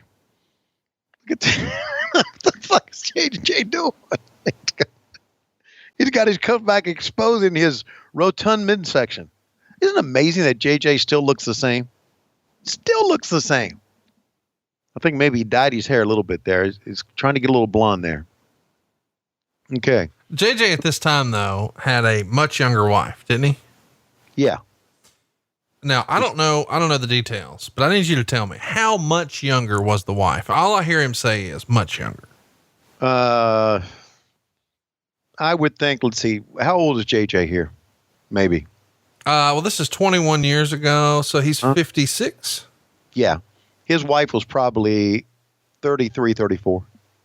Oh, good for him. Yeah. Yeah. What the fuck are they bringing in here? I don't know, but it must be serious. Motherfucker's got 2 beepers. But he's got fucking jeans on.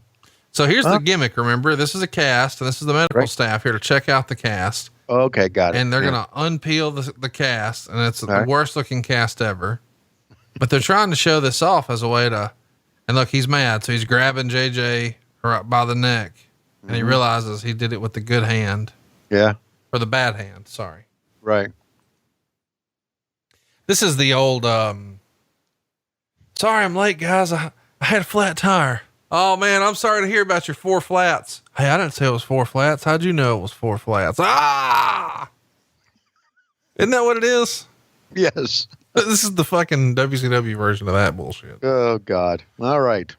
So here's Rick Steiner. I need to hear about what you think about that jacket. And he's taking it off so damn fast, but remember those, bulldog hood ornaments they'd have on the front of the big trucks back in the day? I think it was like he had them on his shoulders, right? Yeah. Yeah. What do you think of that? I fucking loved it. Can we get you to get a jacket like that next winter? No. Why not? You got because they work for Rick Steiner. It doesn't work for me. Well, your earrings don't work for you. You're still doing that. I'm just the earring Jesus piece guy, man. I'm not wearing the bulldogs. No, fuck that. We're getting you Mack truck bulldogs. Oh God. Yeah. And then maybe by using Blue Chew, I might, whoa, look at that. Fuck. Boy, I tell you what, you have thought about your hard-ons more since you got these earrings. I mean, it's unbelievable how much you think about your dick now that you've got Blue Chew. Well, why not? It's turned my life around. It's turned my life around. And when they told me that they make the very first chewable with the same active ingredients as Viagra and Cialis, I went yes, because you know how long it took me to swallow pills, Conrad? No. It took me a long time. I couldn't swallow pills. When I was a kid, I used to have to crunch them up, okay, and put them in jelly when I would have to take pills when I was a kid. And that happened all the way until I was a teenager. So there. So how about that? And now with Blue Chew, it can work twice as fast as the other two. It's cheaper than the other two as well. It comes in discreet packaging. Prescribed online by doctor, made in the USA. Hell fucking yeah. Made in the USA. Gives you the confidence in bed every time. And believe you me, when you're my age, Conrad, and you still got a while to go, you need confidence in bed every time. Chew it and do it. Great deal. Visit BlueChew.com. Get your first order free. But you got to use this promo code. It's the promo code that you know by heart. WHW. Only pay the $5 shipping. BLUECHEW.com. Promo code WHW and get your first order for free. And as we've said many times, we're giving out free hard dicks on What Happened When. Is it true that you had, when we were in Vegas, that you had your penis tattooed? No. I don't think I could have that done. I thought about getting a tattoo, not necessarily on my penis, but I thought about getting a tattoo one time, and I'm just scared to death of needles. I was told that you got your Peter tattooed. My Peter didn't get tattooed. What the fuck? What are you talking about? Well, I didn't Peter know. got. Wait, why are you stopping me? Peter got tattooed. Who told you I got my Peter tattooed? Well, somebody saw you in the urinal. They're claiming they had a hog sighting. Well, and they said that it was a misspelled word. It was letters. It was like a name or something, but they couldn't really make out what it was. Yeah, it was supposed to be LOIS, and it ended up being LUIS. Well, what I heard was he only saw part of the letters, but when you took your Blue Chew, it said, "Welcome to Tiny's Bar and Grill, Chattanooga, Tennessee."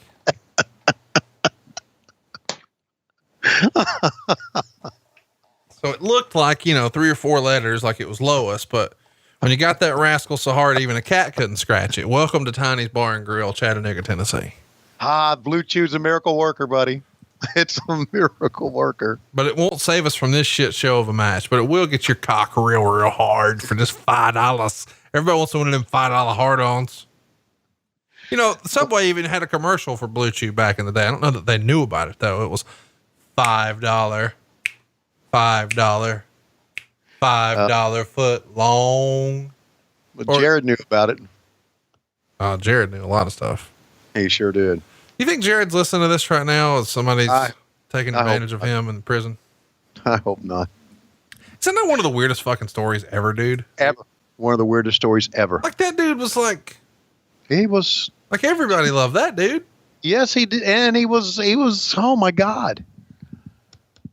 I could have done the Subway diet, and I could have been a better spokesman, and I would have never gotten in trouble by doing that shit. I would have only gotten in trouble by talking shit on this podcast. What's crazy to think is he lost all the weight when he was like early 20s. Mm-hmm. That's pretty crazy. Yeah. I bet you he's gotten fat in prison. Whew. Wow. I think the earliest, he's even eligible for release is 2029. Oh Lord. Did you see? And the fans are going crazy. That was the worst clothesline ever. Everything about this match is the worst thing ever. It's got Buff fucking Bagwell in it. Oh, Jesus Christ. By the way, do you think people have figured out who's all out based on who was booked at the first StarCast and who wasn't the second time? I think so. Yeah. And I think we can write some people off for StarCast 3 too now, can't we? We're making a list and checking it twice. We now know who's naughty and nice. Yes. You know what we're going to do? We're just going to swat them out of there. We don't want them anymore. It's amazing to me what running a convention like that. I mean, you learn a lot of things. Sure. But one of the things I learned too is just what's not over. Like there's stuff where you're like, oh man, people are going to fucking love this. This will be, oh, that was a mistake. Yeah. And then other times it's, the opposite where you're like, oh, that'll be kind of cool. And it's like, oh, fuck. Right. It was over like a rover. I do need to say as this match is finally fucking over. Nick Patrick's more excited than we are. He had both his hands raised to the air. He was doing his own white man raise the roof gimmick. I do think that we were all very, I don't know if surprise was a word, but elated about how Sting did on he was tremendous. Dude, that Sting panel is the one I hear the most about. You got to go check it out. StarCastOnFight.com has it. And when you order something there, you get unlimited replays. What's Mean Gene saying here right now besides call the hotline? Well, the fact is that if I were alive, I would have been at StarCast, and I would have been there with one of the ladies of the evening, a pack of cigarettes, and some martinis. I don't mind telling you that I was smoking and drinking right before I died, but that's it because I was Mean Gene fucking Okerlund. That's what they expected. I would have been in StarCast, no question about it. You can call the wrestling hotline at 1-900-909-9900. And yes, as you can see with my fist, if you want to, you can jerk off while listening to me. That's right. I'll point at my gimmick, and I'll point my finger down at you as well. Put both hands on the mic. That's what I like women to do. Put both hands on my joint before they stuck it in their mouth. Absolutely. Ladies and gentlemen, I would like to bring in, I'm going to go back to the ring. Where do you come up with this horse shit, dude? I have no idea. I have no idea. I just, God bless Mean Gene. Oh, here's Laparca. Hey, I talked to Laparca. Oh, I forgot. Yeah, he was there. You guys got a chance to catch up?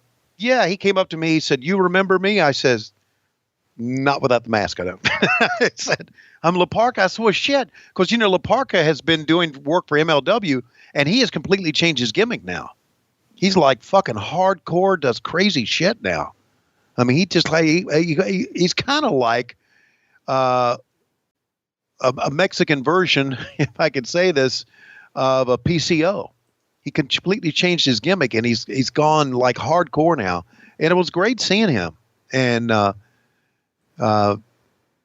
wow, I miss some of those guys. I do. And that's one of the things that I need to say that I loved about StarCast more than anything was reconnecting. Oh yeah, that's the fun part. That's the fun part of all of it. The fun part of all of it. And got to see David Arquette, got to do that Ready to Rumble thing. And I do need to say, Conrad, it just when Ric Flair had his illness and could not attend, I think you did as good a job as anybody could do putting something together in its place. So good job on that. And one of them was the Ready to Rumble watch along. And we had a great time doing that. Well, there's no way to, you can't possibly replace the roast of Ric Flair, because anything else that when you put the word roast in front of it, people are going to be disappointed. Sure. Because no matter what name you put after it, it's not going to be as good as Ric Flair. And if it is a name that you're like, oh, well, this one would be, well, you couldn't get a return on that or monetize it on 3 days notice. No, you could not. It's a major, major L all the way around, but it is what it is. I mean, shit. I think the story's out there now about, the details of his health situation. If it's not, he'll share it soon enough, but it probably is by the time you're hearing this. Right. Well, anyway, it's, pulled it off, buddy. And I know going into it, when there was a health scare, we were like scrambling, but, pulled it off, buddy. Fuck. We did our best, Yeah, that's all you can do. And a lot of times if you do your best, you know what? The best is fine. Because do you know why? You know why doing your best is good? Because most fucking people don't. Most people don't. I was always told this, and I really believe this. I was always told, son, work hard because most people don't. And I believe that. It's not to say people don't work hard or put an effort into their job or to their life, but most people don't. Most people don't. So I think if you put an effort into something, it's always going to pay off. That's what I think. Whoa, look at Psychosis. I can just tell you that Psychosis was one of my absolute favorite luchadors. This match right here actually features two of my favorites. I love both of these guys. They were tremendous. Yeah, they were great. And we didn't give them enough time in this match, if I remember right. Yeah, they don't have very long at all. They've got 6 minutes and 59 seconds. Meltzer would say these guys had no chance late in the show doing an unadvertised match while fans were waiting for the main events. Psychosis was incredible with a crazy hurricane run off the top, a running dive over the head, and a twisting moonsault off the top rope to the floor. So Laparca is an all-time legend, but Psychosis here is really another level. Well, I think one of the things that made both these guys great, Laparca and Psychosis, they were bigger than most luchadors. Right. They were taller, and they could do some great shit. for the size that they were.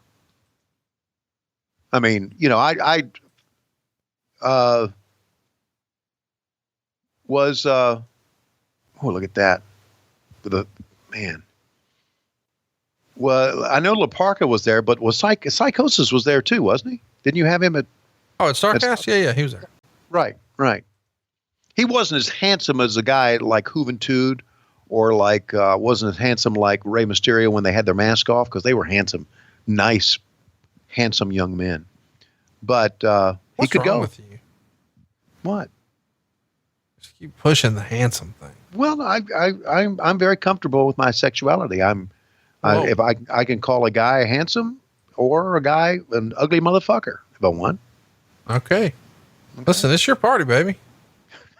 There's some ugly motherfuckers out there too. 1, 2. You want to name some of them? You okay? I don't think I should. Why? I don't think I should. They know they're ugly. Okay. Ric Flair's an ugly motherfucker. Yeah, nobody's arguing that. Okay. Thank you very much. Let me think of some other ones. Oh, Perry Saturn wasn't that appealing to look at. Okay. That's hurtful. No, that's hurtful. He was a hell of a performer, but he wasn't a handsome guy. Okay. Was he? All right. Okay. The Nasty Boys, they were kind of ugly, weren't they? Public Enemy, they didn't look too good. All right, they were kind of ugly. Who else would be on our ugly All-America team? I don't know. I think you just got a text message from somebody. No, it's my Apple Watch telling me to breathe. Was it seriously? Yeah. Uh-huh. Your Apple Watch sends you a text to tell you to breathe? It says, do a minute of deep breathing. You can clear your mind. And if you open the breathing app, you're supposed to, for 1 minute, not say anything and just breathe in and out. Boy, this is the fucking dumbest thing ever. I'm so glad I don't have one of those fucking watches. Who's wearing that shit?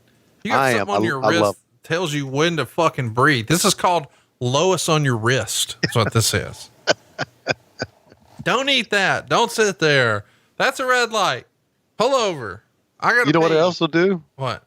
It'll ring. It'll say time to stand up. Jesus. Wow. Look at that cork. Was that a corkscrew Hurricane Rana type top rope type thing, type plancha? Mike Tenay would know that. I love that you're a professional broadcaster and you're look at that top rope thing. But what I've learned from hanging out with you and Bruce is half of wrestling is just pretending like you belong there. And then everybody goes along with it. Right. It goes back to what Gordon Soley told me. He said, you say something with conviction, even though you don't know what the fuck you're talking about, people will believe it. Have we talked about the fact that I don't have any skin on my nose? What's that? Have we talked about the fact that I don't have any skin on my nose? No. Why is that, Conrad? Did you hurt yourself in when you took your little sabbatical? No, I went somewhere where there was a lot of sunlight. Oh, yes. And I nor my wife put any sunscreen on my nose. Oh, for crying out loud. Why would you do that? And then I used breathe right strips. So I sunburnt it and then I peeled off all the skin. What the So fuck? now I look like the Crypt Keeper. What the fuck? Like if the Crypt Keeper was fat and had a beard. And you know what? You're one of the smartest guys that I know. So why would one of the smartest guys I know do a dumb, shitty thing like that? It was a mistake, you know. But yeah, it was. It'll scab over, much like the holes in your ears. No, my holes in my ears not going to scab over because I've got these in for life. Look at that. Now here's my question: Can we? Drop. Charles Robinson counts it. Top rope leg drop was a hell of a finisher. Let me ask you a question here. Can I get you earrings? What? If I got you earrings, would you wear them? No. Because you'll do something goofy. No. I don't want to do anything goofy. I just don't want you faking the funk. Do what? I don't want you faking the funk. Faking the funk? Yeah. You're out here running around pretending with these CZs. We got to get you with them real rocks, son. I don't want real rocks. I like what I got. Thank you, though. No, I'm getting you some real rocks. And if you think I'm not going to have like a diamond T in one ear and a diamond S in the other, we're going to get a little pinky ring that says SDD. Mm-hmm. I need that pinky ring. Oh, I should mention, by the way, we've got a lot of new merchandise coming next week. Have we talked about this? No, we haven't. In the next 10 days, I've been slacking, been asleep at the wheel, been working on StarCast, but I got some more help now, as you know, and we're going to step it up. We've been storing some good items, and we're going to roll them out here in the next 10 days or so. So stay tuned between now and the next time you hear What Happened When. Yeah. Start seeing some stuff slide in there. It's going to make you laugh. Yeah. Wow. You know what I'm saying here? I'm basically telling these two guys, I say, fuck you two guys. In about 25 years or so, I'm going to meet Conrad Thompson. Both of you guys can fuck off. Now, what you're saying is, all right, now they're trying to set up a poll. That's right. And I understand that we've got Hulk Hogan in a pole match, and he's going to be taking on, well, not Juventud, not Rey Mysterio, not Prince Iaukea, not Ultimo Dragon, none of the guys who could actually climb the pole, but no, it's Roddy Piper. So Roddy Piper, who has an artificial hip, Hulk Hogan, who's one of the older people on our roster, and the other two biggest motherfuckers we have here who can't possibly climb it, the 400-pound giant, the 300-pound Kevin Nash. We're going to have four guys who can't climb a pole on a pole match. Believe it or not, folks, Vince Russo is not here. But someone said, well, we used to put shit on a pole. Let's put shit on a pole here. Great. What's on the pole? Is it a contract for a world title shot? Is it for the power of WCW, the presidency of WCW? No. Does the winner get to main event Starcade? No. It's a fucking bat. The same kind that Sting comes down from the ring, from the heavens, and the other NWO just pulls out from the back, or they hide it under the ring. It's not a special bat. It's not Mark McGuire or Sammy Sosa's bat, and they're setting the woods on fire here. No, it's none of that. It's just a regular fucking bat. The same type we've had in wrestling for 30. That's right, Brain. The same type, 30 years. And during that time, apparently, those 30 years where there's been baseball bats in wrestling, no one has thought to say, hey, can Hulk Hogan or Kevin Nash or Roddy Piper or Big Show even fucking climb a pole? Because if they would have seen any of their matches in the last 30 years, they would know the answer to that is no. But what do I care? I'm just fucking getting a check and getting out of here. Well, what are you saying over there tonight? Something about Luchasaurus? Something about luchador wrestling? I hated it all until Conrad called me on it and made me sound like a borderline racist. And I'm not.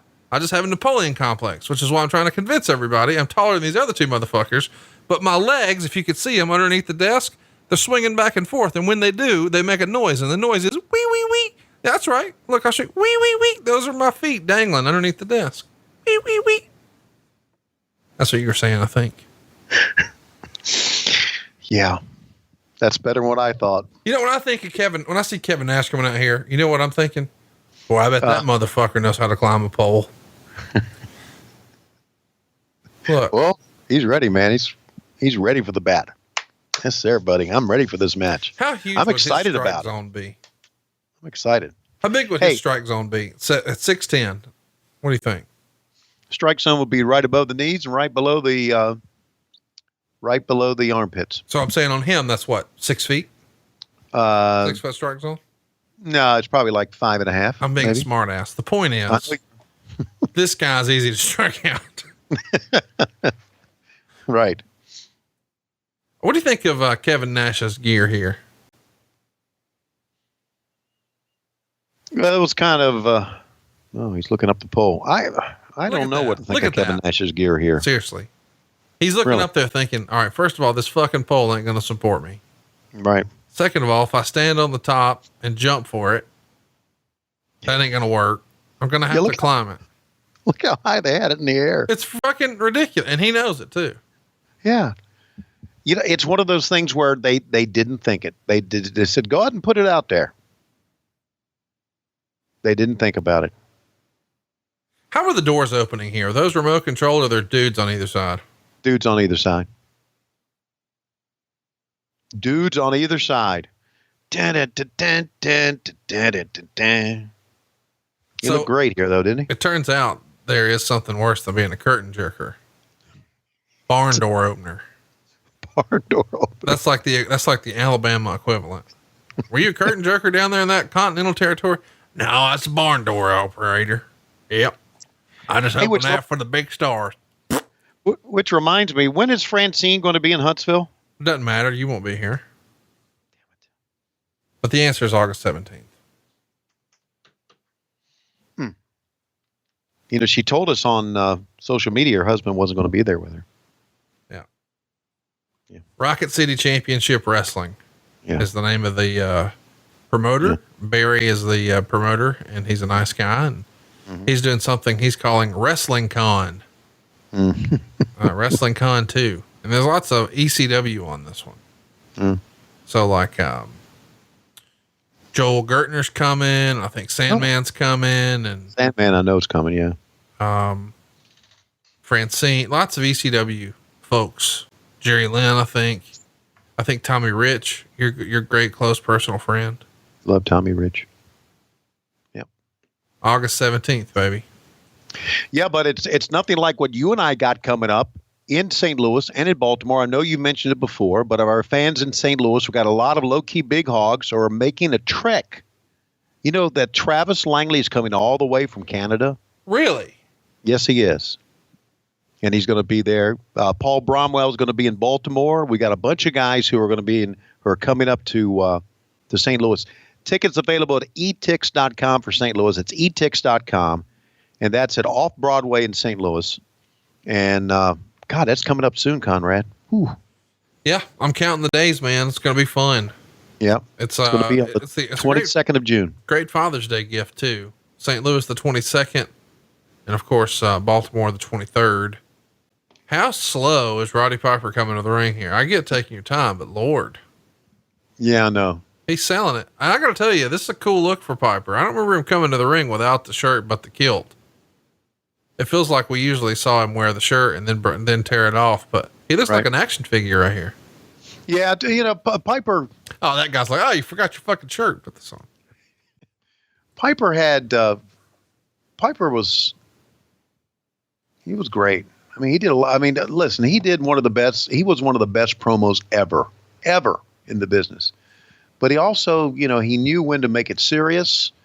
He knew when to make it fun. And, you know, what's fun to think about is when we're talking about age earlier with Jericho. Jericho's 48, be 49 this year. When this match happened, Piper was 43. Yikes.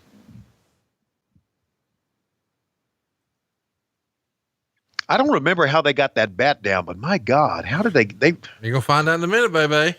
Oh man. So this match, by the way, is going to get a 1.5 stars. Ooh. Meltzer would say a lot better than it looked on paper. How about that? Yeah. Well, there you go. When you said 1.5 stars, that surprised me. I thought this would be one of those minus stars or duds. It's interesting to think about the placement of this match too, because historically these are four of your tippy top stars. Right. And this is not the main event. Right. And they are tippy top stars, not only of all time, but for our company of that time. Look at the way that pole is moving, man. Do you trust that thing won't fall? Cause I don't. No. And the only thing they've got it is like taped and Velcroed, right? Or do they have it stuck underneath? What do they got it? They got it taped. Well, it's also clamped and chained and. Okay. All right. I see the clamp. But still, it's. Who booked this? Seriously. This had to be around the time Kevin Sullivan overdosed. Yeah, I think so. Boy, put it on a fucking pole. What the fuck do I care? Yeah. I got enough on the socks. Yeah. See that bat? That's a 36-ounce bat. It's a 36-inch bat, 54 ounces. That was what Kolya Skrimsky used in 67 when he won the MVP and led him to the World Series, and they got fucked over by the St. Louis Cardinals. That's a Yaz bat right there. Do you know what's great? That makes total sense that Kevin Sullivan would be more concerned about what type of bat was on the pole as opposed to how they were actually putting the fucking thing on the pole. Well, if you know Kevin Sullivan, his fucking life's baseball. No, I get it. Like every conversation I've ever had with him. Yeah. in some way got around to baseball. And let me tell you, buddy, it ain't cause I brought it up. Look at Piper, man.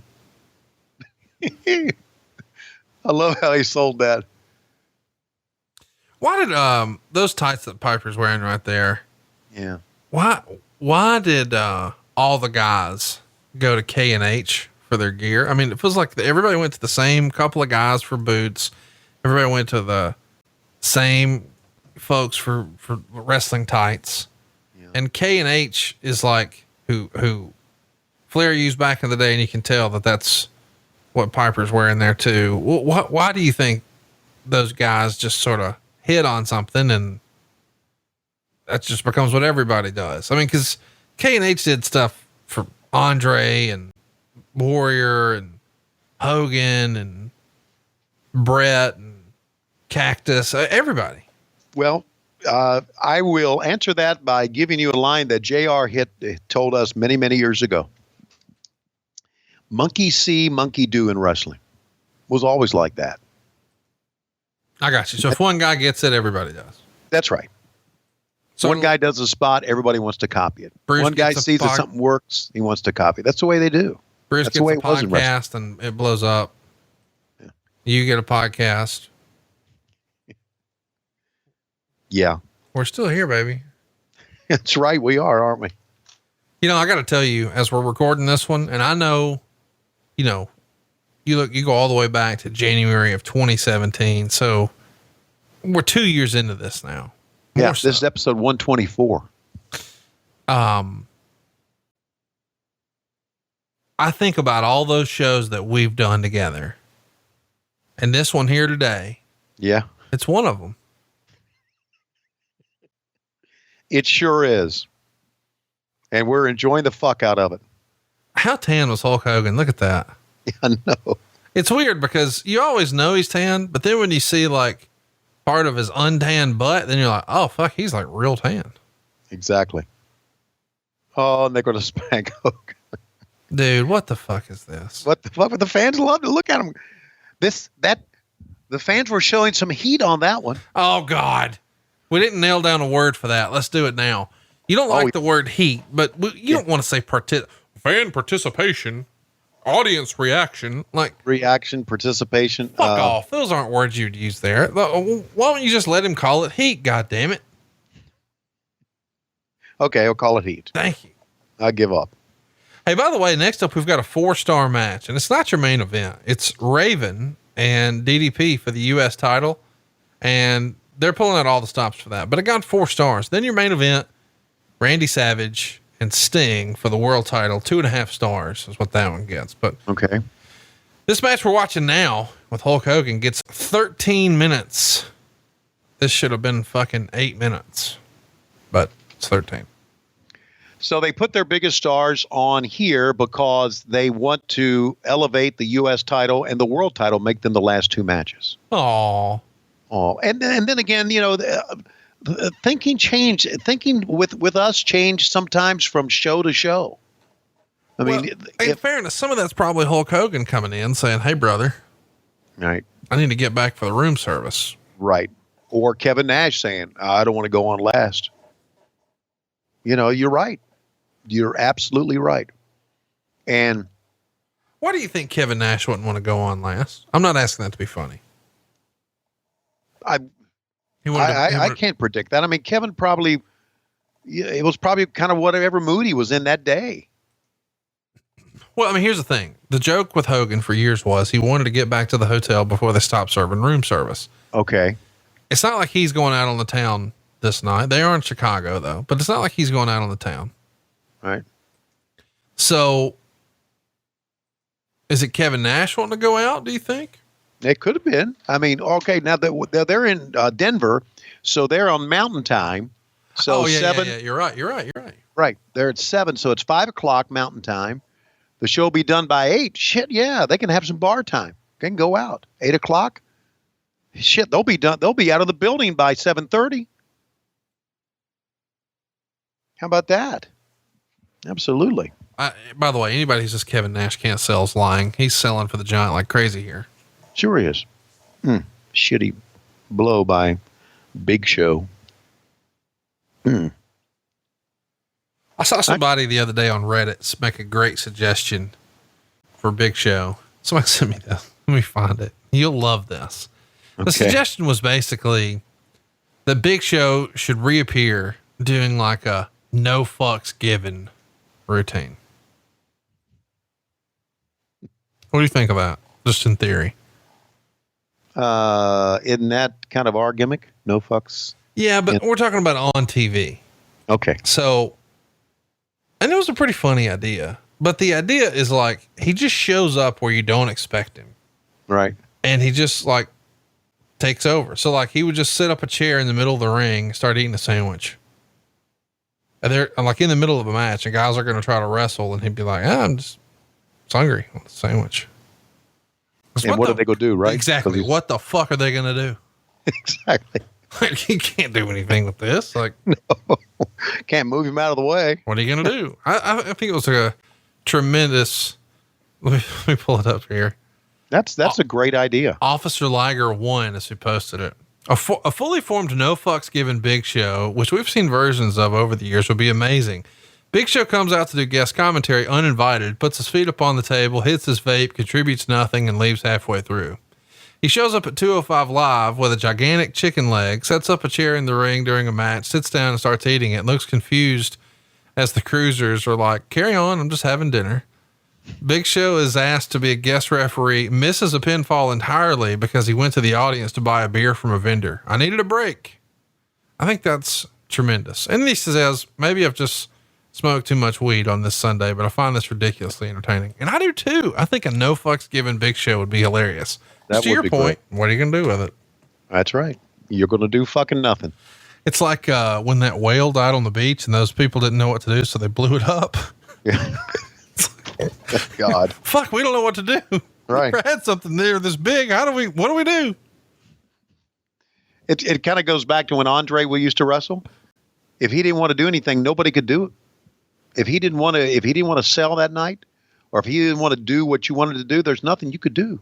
Nothing you could do. And that's a kind of a part of that. And these guys are working pretty hard, aren't they? It's fucking awful, man. Yeah. Okay. It's not a great match, but they're putting some effort into it. No, they're doing their best, but it's so cartoonish. You know, it's weird just to see how wrestling changed from the 80s to the 90s. Cause 10 years prior to this, I think the crowd would have been eating it up, but now look at them. Yeah. Like, oh, okay. Well, we've seen Chris Benoit, we've seen Eddie Guerrero, and we've seen Dean Malenko. We don't believe this anymore. Just cut a promo and make us hate you.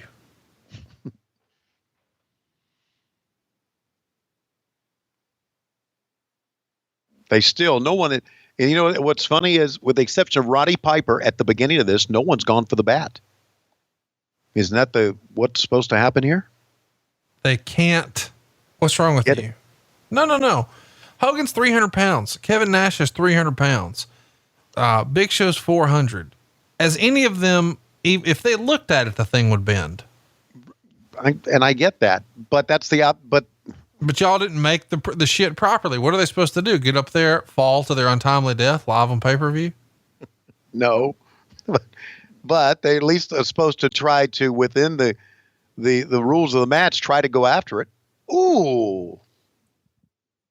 Hey, let me just tell you, I've got a business plan for me and you. You do? Just came up with it. Oh, damn.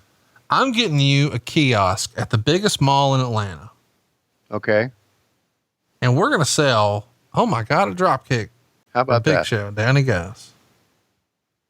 Okay. What are we going to sell? We're going to sell earrings. Stop it. I'm not kidding. Stop. Dude, it would be huge. Just earrings and pinky rings. And we'll call it Daddy's Diamonds. Instead of like dad jokes or mom jeans, this is the jewelry equivalent. Dad jewelry. Dadjewels.com. Oh, I get it now. You get on top of the giant. The giant literally is working him like a goddamn hand puppet.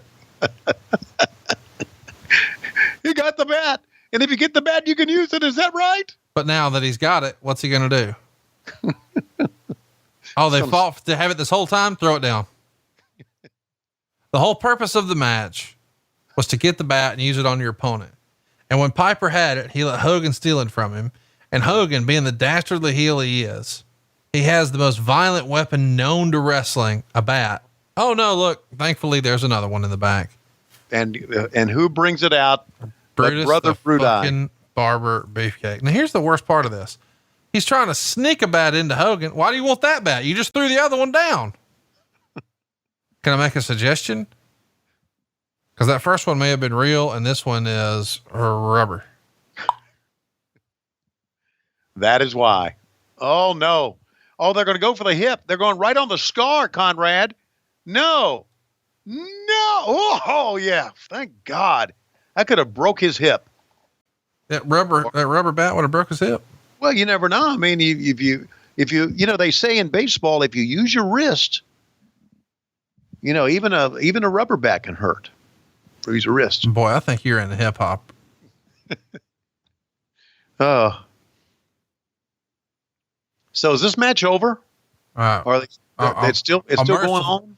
A merciful God would have it end. I don't know if it actually is. This match is still going on? Oh God. Oh, there's the bat that was up on top. There's the bat was up on top. Oh, and he hit him with the real bat. That's it. Hogan's going to cover him. Turn around. 1, 2. Oh, those motherfuckers. How about that? The guy look at those fuckers in the front with no shirt on. Wow. Hogan and Nash steal the fucking victory. Have you heard the baseball bat story? I have not. Well, there's gimmicks in wrestling, right? Right. Well, there was once a hammer used in a match. Really? Not a sledgehammer, but a hammer. A hammer. Right. And someone recently wrote about a wrestler wrote a book about another wrestler. Oh my God, he turned on Kevin Nash. Holy shit. What has Hulk Hogan done? Hogan told Nash to powerbomb the Giant, and then when he bent over to do it, he hit him with the bat. You can't trust that you never could trust that motherfucker. Look, how about that? There was some wood in that bat. Well, so there you go. So the one with the chain on it is the one that splintered. So that was gimmicked. Right. And then the other one had to be the rubber one, right? Right. So anyway, here's this excerpt from this book. Hang on. My watch telling me to stand up, my Apple Watch. Okay. We needed to know that. Okay. Some of the other guys were difficult to deal with whenever they were asked to lose. Blank was the worst. He'd get what we call the boo-boo face and walk to the ring sulking, making obvious what was about to happen. Then, whenever he'd get to the back after putting someone over, he'd collapse and make a big scene before making a miraculous recovery later on. My favorite Blank scene was after a match where he'd been hit with a hammer. Blank was in the back, staggering around and asking people to call the doctor over. The doctor came over to Blank, grabbed the hammer Blank had been hit with, squeezed it, looked at Blank and said, "This is made of rubber." I got to tell you, that's one of my favorite stories in wrestling. You get hit with a rubber hammer, sell it, get a real doctor in the locker room, not like a gimmick doctor, but like a real doctor, not on TV, just back amongst the boys. It's fucking hilarious, dude. Well, it's kind of an extension of the story that you told, not the rubber hammer gimmick, but the Blank guy who pouted going to the ring and pouted afterwards and made a big scene. That's the same guy. Okay. All right. It's kind of an extension of what was going through my gut before StarCast started. And that was, I shouldn't say this as a blanket statement, but I do need to say it. There was a point, especially when we found out that Ric Flair couldn't be there. And then, you had to deal with egos. There's a part of wrestling that I really didn't like. And I felt that twinge again. Yep. Me too. Yeah. I just, and there, and then there he is. Speak of the devil. Yeah. Fuckers. Yeah. He's probably like, hey, cameraman, are you Tori Wilson? No, get out of my face. That's enough. Do you realize that he had sex with Tori Wilson that night? Probably a lot of times too. So anyway, but there was and even if I know you remember this, I even sent you a text. This is why I fucking hate wrestling. I just hated putting up with all this bullshit that you would have to put up in the back, and you would have to put up with guys not wanting to do jobs, or guys trying to rebook shit, or guys not wanting to do this and that, and it just it was discouraging, and and then I was just thinking, and then I got there at StarCast, and of course there was a lot of work to be done, but it all kind of fell into place. But just my feeling going to Vegas was, oh, here we go again, all this shit we got to deal with. But you made it through it, buddy, and guess what? You got another one.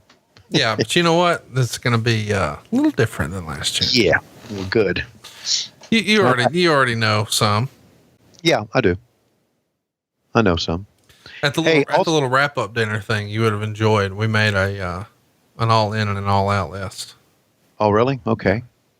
I would have enjoyed that. You would have, because I know you have strong opinions, and a lot of names came up where you would have had even stronger opinions. Speaking of strong opinions, here comes the man himself, Diamond Dallas Page. He started to get hot in January of 97 when he refused to join the NWO at the Superdome in Louisiana.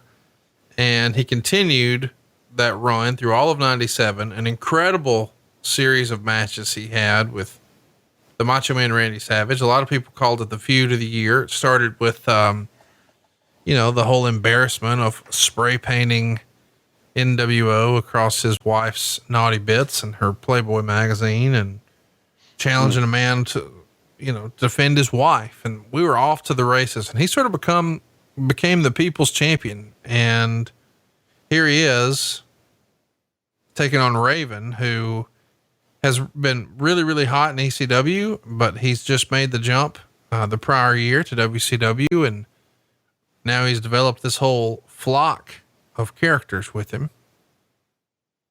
This is sort of the blue collar, everyman, working class hero versus the subculture, counterculture, grunge guy. Yeah, maybe. I loved Raven's flock. I like that whole.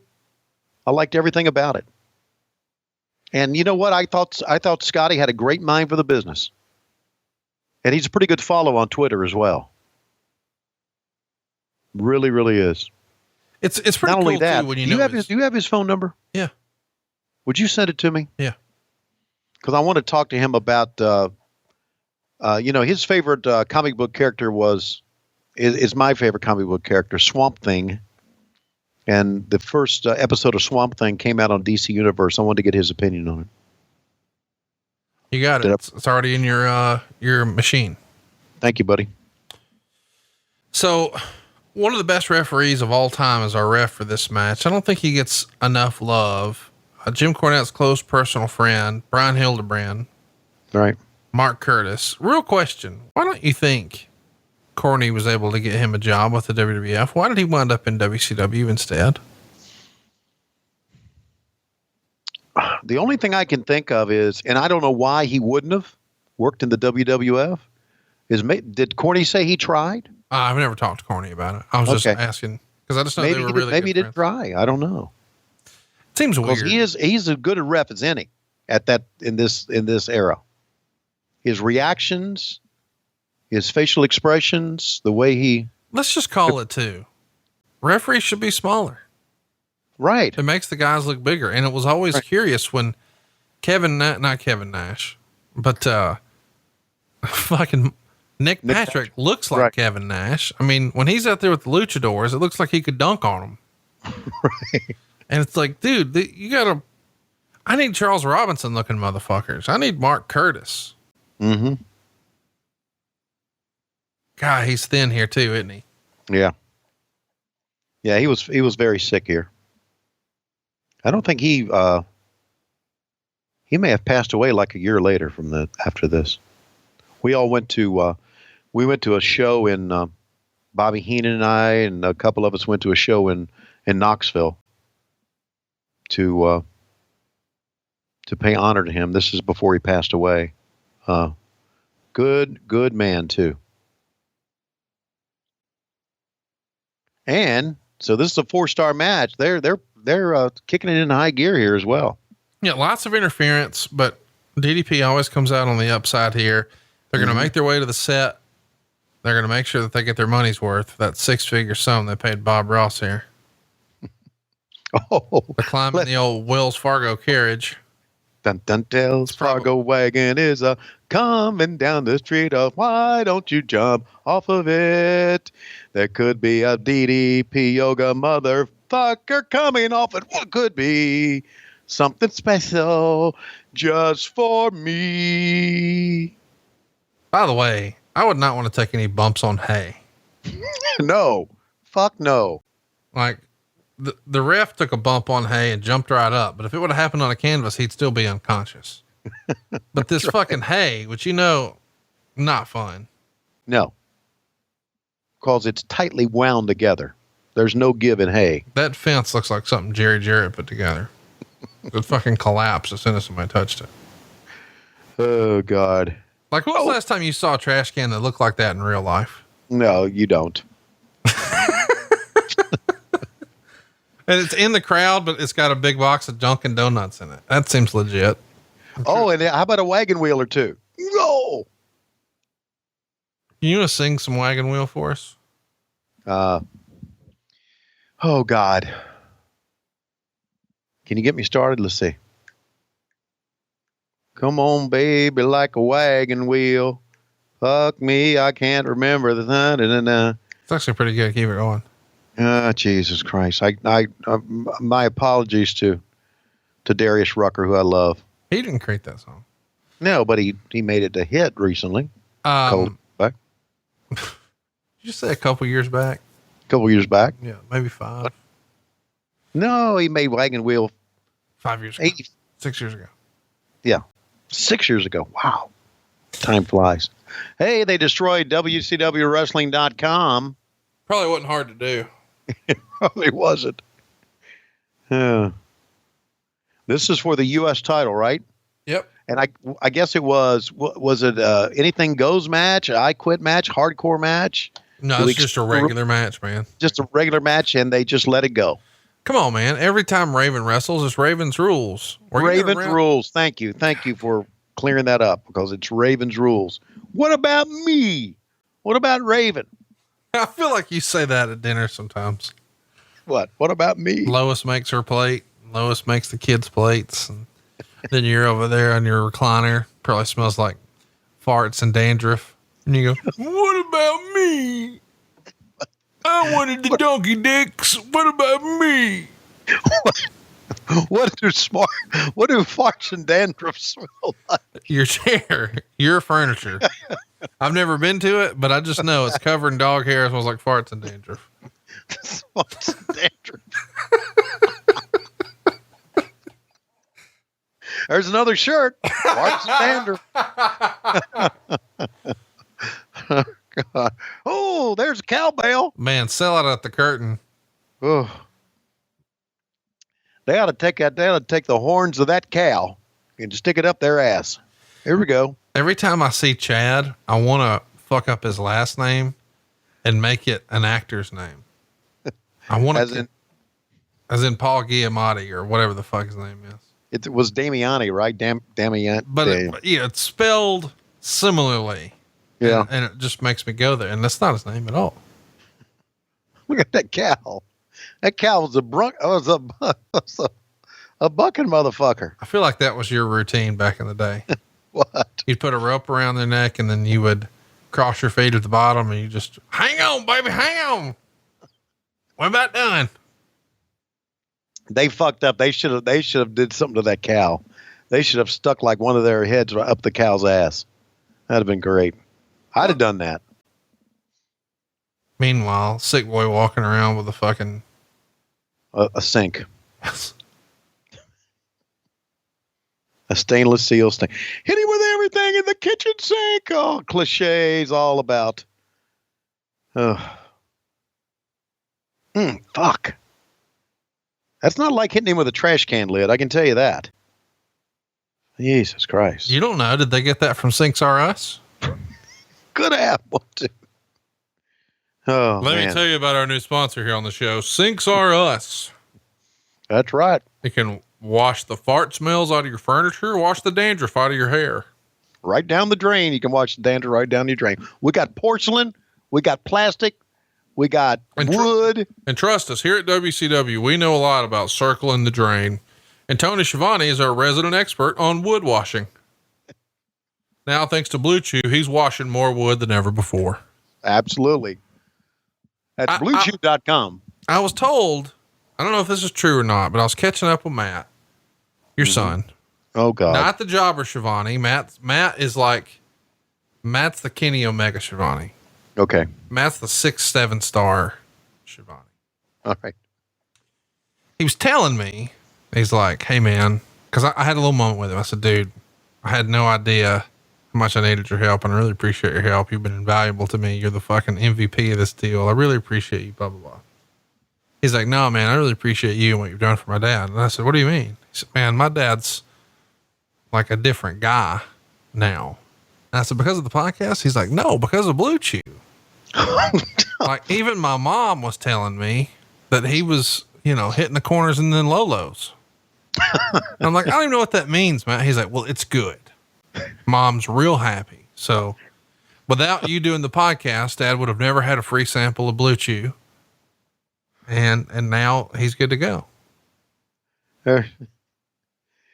Well, I want to add to that by saying, at the Double or Nothing after party sponsored by Blue Chew. Oh, you meant not one, not two, but 3 porn stars. Film stars. Yes.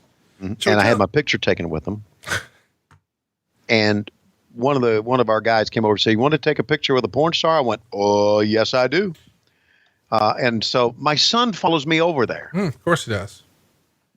So What's funny is you and I talked about this beforehand. And you said, I'm definitely not going. And I said, why? And you said, well, you've got those porn girls coming, and I know you're going to try to make me do something. And my kid's here. I can't go. Right. But you still went. I still went because I didn't see you, and I knew, well, they rolled him up 1-2. No, got a 2 count. So I went over to see the porn stars and take my picture with them. And I put the picture on Patreon. For our fans who are on Patreon, you can see it on there. I showed it to Lois. Full disclosure. One of those girls kept reaching for my gimmick, Conrad. All right. Do you want to describe which one it was? Was it the blonde haired girl, the lighter hair? No, it was the brunette. Okay. Now there's 2 of those. Was it the one with maybe a little bigger or a little smaller?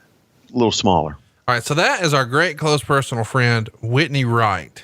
Right. She follows me on Twitter now. Yeah, I bet she does. She's a very talented young lady from Oklahoma City, only 27 years old. Bless very her heart. talented. If you'd like to follow her on Twitter, she's Whitney Wright X. And she has been down with our stuff for a long time, man. She actually won an award last year for XRCO's Best New Starlet, which I don't know what that is, but apparently it's a big thing. So she's very good at what she does. And she has a person in her life who is a super fan of our podcast and listens. Really? And I don't know what of their situation is public or not public or what's going on or all the details, but I just know that person introduced her to the shows, and now she listens. And when I knew we were doing a cool after party with like a real rock band, I was like, oh, okay, we got to see if we can get Blue Chew to sponsor this. And then we got to get some ladies in here, and ta-da. So if you missed the party, you missed Whitney Wright, you missed Sarah Jesse, and you missed Eva Naughty. I'm going to spell that for you people at home if you want to check this out. It's Sarah. That's how she spells Sarah. Jessie isJessie. And the other lady is Eva Naughty. EVANOTTY. Oh. I thought Eva Naughty would be more your deal, because she's probably more apt to tussle. Yeah. She would be more to tussle, but, and there's a 1, 2, 3 and actually a very good finish after all this shit that went down. But Whitney, is that her name again? Yeah, I'm Whitney, sorry. Whitney Wright. Whitney Wright.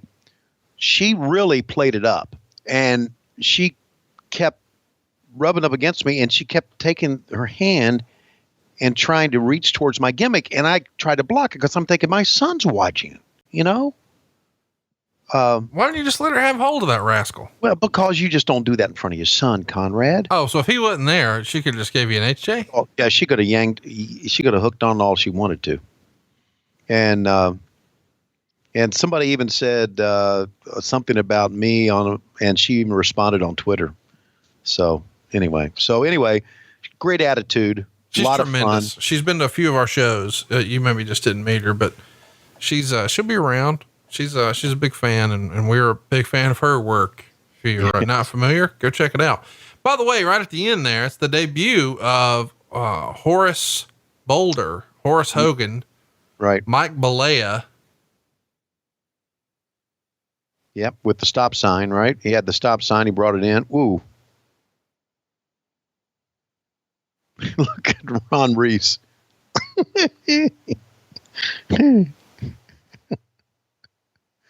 Oh, Jesus. I'll admit, I don't know shit about wrestling, but can you imagine for a minute being 7'7" and they're like, okay, so we need you to bump and feed in this match. You gotta be like, what the fuck are you? No, I'm 7'7". I'm not leaving my goddamn feet. Well, there you go. There's your finish. And Raven, U.S. champion. What do you think of that tattoo Raven has? Rust never sleeps. Really? Rust never sleeps? Yeah. I didn't notice that. It's a cool tattoo. All right. So we've got about 15 minutes for the final match. And here, They're going to go 10 minutes and 8 seconds. 2 minutes and 8 seconds. Let me say that I have enjoyed the hell out of this night, but I will enjoy it much better when I look at it many, many years later, about 31 years later, 21 years later. How many years? 21 years later, without you motherfuckers. Well, Tony, I was thinking the same thing. I can't wait to watch it without you, because if my options were to sit and look at this shit one more time 21 years later or check out, I'm out of here. Yeah, well, fuck you, Heenan. And Mike, a couple of things I'd like to say. We were all at StarCast. We were all in Las Vegas, which one of your hometowns. You wonder why we didn't invite you? Well, fuck you. Okay, so there's Mike tonight to my right. Mike, and you, Bobby Heenan, we didn't invite you because you're dead. And let's go to the ring. Boy, that was harsh. Well, if he wasn't dead, we would have invited him, wouldn't we? Oh, 100. He would have had a whole day. I would have just named the thing Bobby Heenan Fest. Bobby Heenan Fest. Absolutely. Greatest manager ever. Ladies and gentlemen, I'd like to say hello to all the porn stars that tried to grab Tony's gimmick at the Blue Chew after party at StarCast 2. And if there's the Blue Chew after party at StarCast 3, let's hope Matt Schiavone has already gone back to New York. So Tony can get his gimmick grabbed, ladies and gentlemen. Oh God, I forgot to tell you. When we get done, before we hang up. Okay. I got news about the after party. Cool. Okay. Hey, let me ask, does Lowe's care? No. Well, so what's the big deal? Well, little Tuggy. I don't know if she cares or not, to be honest with you. I thought you said we're asking, does she care that I took a picture with porn stars? No. You said, yeah, I can't let her grab my gimmick. But then you're like, oh, my son was there. If he wasn't there, waka, waka, waka. Which I know just from doing this podcast with you and what Road Where Animals told us. Well, first of all, he's a lying, old, fat, no good piece of shit. Boy, that's what he is. You're being hurtful. Yeah, good. That's what he is. But lying piece of shit. No, I don't know if she cares or not. I don't know. We're getting ready to celebrate. We're celebrating this week number 38. So. Are you really? Yep. That's awesome, man. My parents just celebrated 39. Oh, there you go. How about that? So y'all got married in 82, huh? 81. Oh yeah, that's what I meant. Yeah. And see, your parents were smart. We had 5. Yeah, they only did 2. That's right. Your parents were smart. Well, here comes Miss Elizabeth, and it always breaks my heart when I see her walk out. Really does, because she was such a nice lady. And not only that, I thought she was fucking hot. She was just beautiful. I mean, she wasn't like a Tori Wilson, just beautiful. I bet Miss Elizabeth knew where all the good sweet tea was in Kentucky. And I bet she did too. I bet she knew where all the good bourbon was too. Hey, is there a new Viceland show out about wrestling? Yeah, it's called The Wrestlers. Yeah, but isn't there one out about Jim Cornette? Nope. There's not? Okay. All right. I mean, Jim Cornette was featured in several of the Dark Side of the Rings, if that's what you mean. Yeah, that's what I meant. Was there one Dark Side of the Ring about him? No, but he was interviewed for several of them. Okay, well, I know that. Okay. And Damian Abraham just put out The Wrestlers. The Wrestlers. Yes. Okay. For Viceland. They did it years ago, but I guess it just sort of got shelved. And they weren't really sure what they were going to do with it. Nobody's told me that. I just know that he's been working on it for a while. And then they finally roll out Dark Side of the Ring, and it was supposed to have debuted like last October, but it didn't. But when it finally came out, it popped some real good numbers. So now all of a sudden it got everybody's attention at Viceland. So it's out.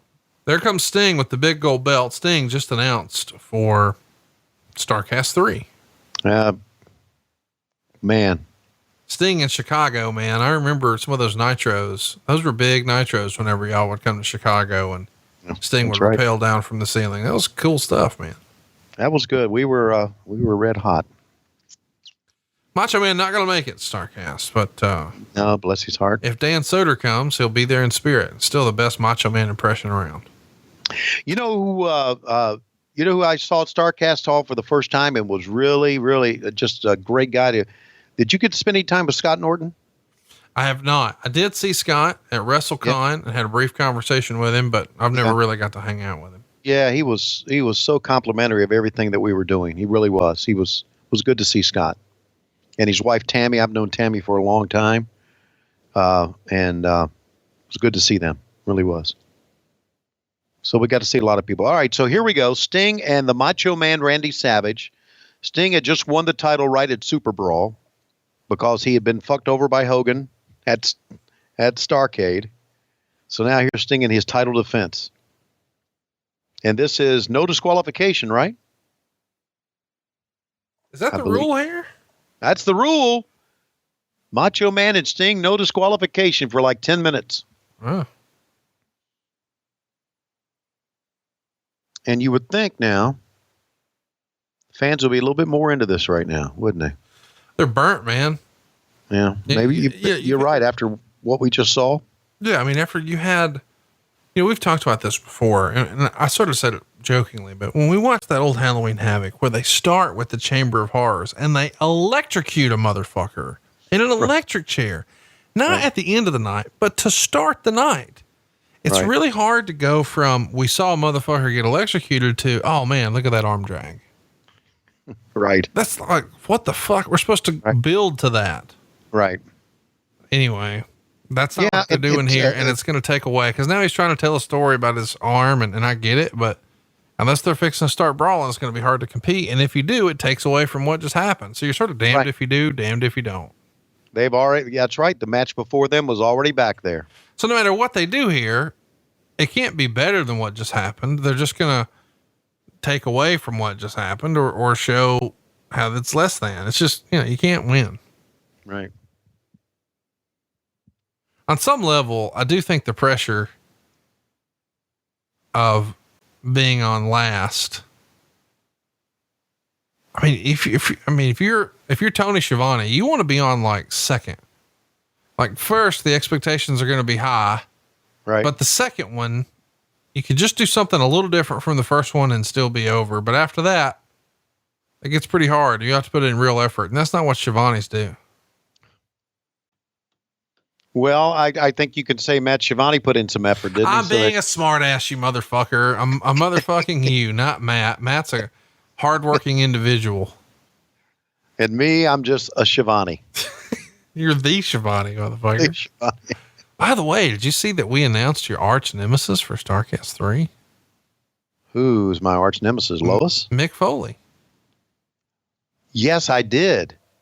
He's never done a StarCast, and right. I had to figure out why, and I finally nailed it down. It was my association with you. Oh, bull fucking shit. Ask him. Okay. Bull fucking shit. Am I going to do the stage show with him? Absolutely not. He doesn't want me to do the stage show with him? Well, you'll be gone. Okay. He's not my arch nemesis. Oh, I mean, he told me he was. You told me to. I didn't tell you shit. No, you did. You said, that'll put a lot of butts in the seats. You just shit on his big night. And you personally told me that. It's a fucking work, Conrad. It was a work. Oh, wait. Work. Hang on. Help me understand. Yeah. I don't need to help you understand any more than that. It's a work. That's all you need to know. What's a work? So you made it all up? Yes. Okay. What should I say? Hey, Mankind's going to win the world title, and we're excited about that because I love Cactus Jack. We'll turn and see it. Might as well have said that. I feel like you're being kind of mean. No, I'm just trying to make you understand here what's going on. Whoa.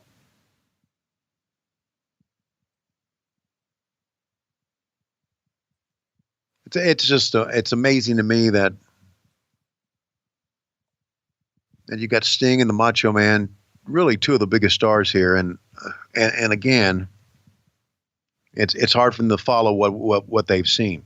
And you say that fans now on Dave Meltzer's site, or it wasn't a site back then, but his newsletter, 91% thumbs up. That's pretty high. They loved it. It was a great show. Yeah. Not one interview. Gene Okerlund came out, did the promo for the 900 number. They did a thing in the ring with Scott Steiner and your favorite Buff Bagwell, and then they did a thing with Jericho walking to the ring with the microphone. And that was it. Not one promo in there. And see, if you do enough promos, then Hogan and Nash and those guys don't have to do 13 minutes. It's true. So a promo works in more than one way. Eats up time. I remember one show we did, we had so many promos that like every match had to be like 6-7 minutes, which didn't work.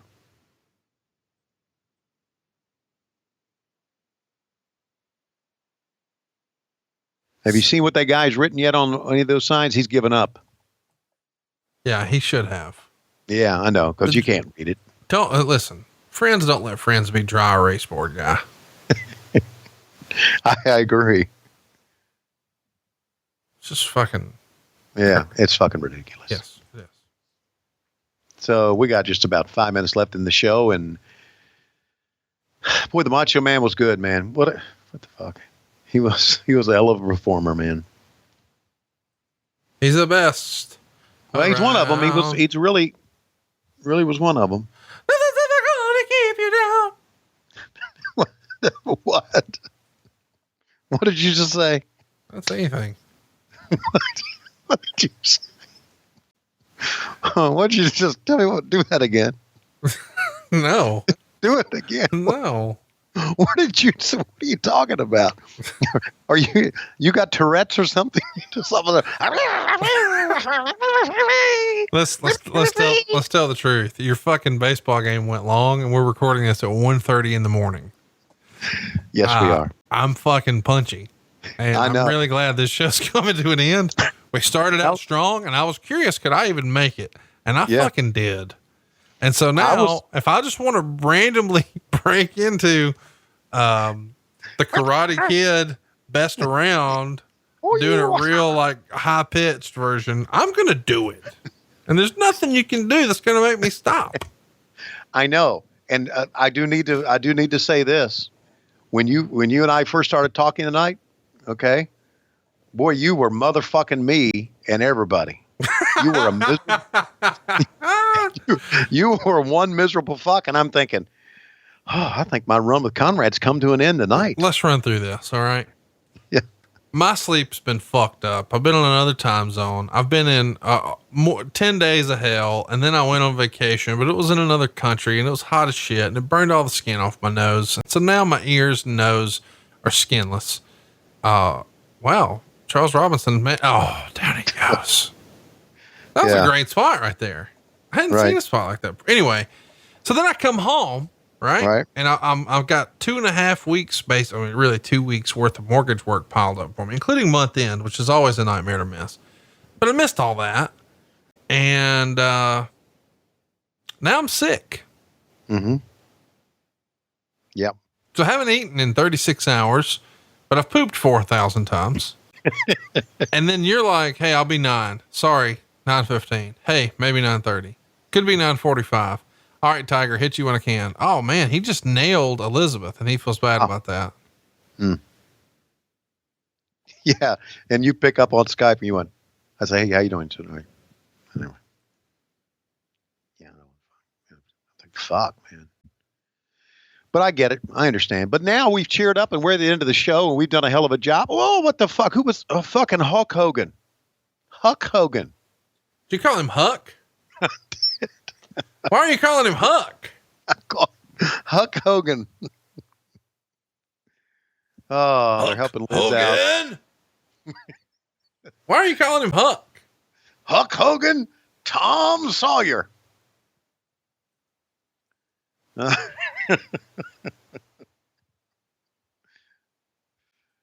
it is. Go put the scorpion death drop. Oh, yes. Love that move. What fucking referee's fucking asleep? Come on. Come on. 1, 2. Kevin Nash going to come in. Now, Hogan just fucked him over, right? Oh. Now, there's no disqualification, so they can't throw this match out. Referee took a bump. Can't throw this match out. Oh, no. Oh, no. Powerbomb Sting. Roll the Macho Man on top of you. I got it. There you go. Just lay on top of him right there. Hey, Charles. Oh, Charles. Wake up. That's so fucking silly. Charles is out. He throws him on. He throws him there. So Charles just reactionary. I might as well count 3 without even looking up. There it is. Macho Man's your champion.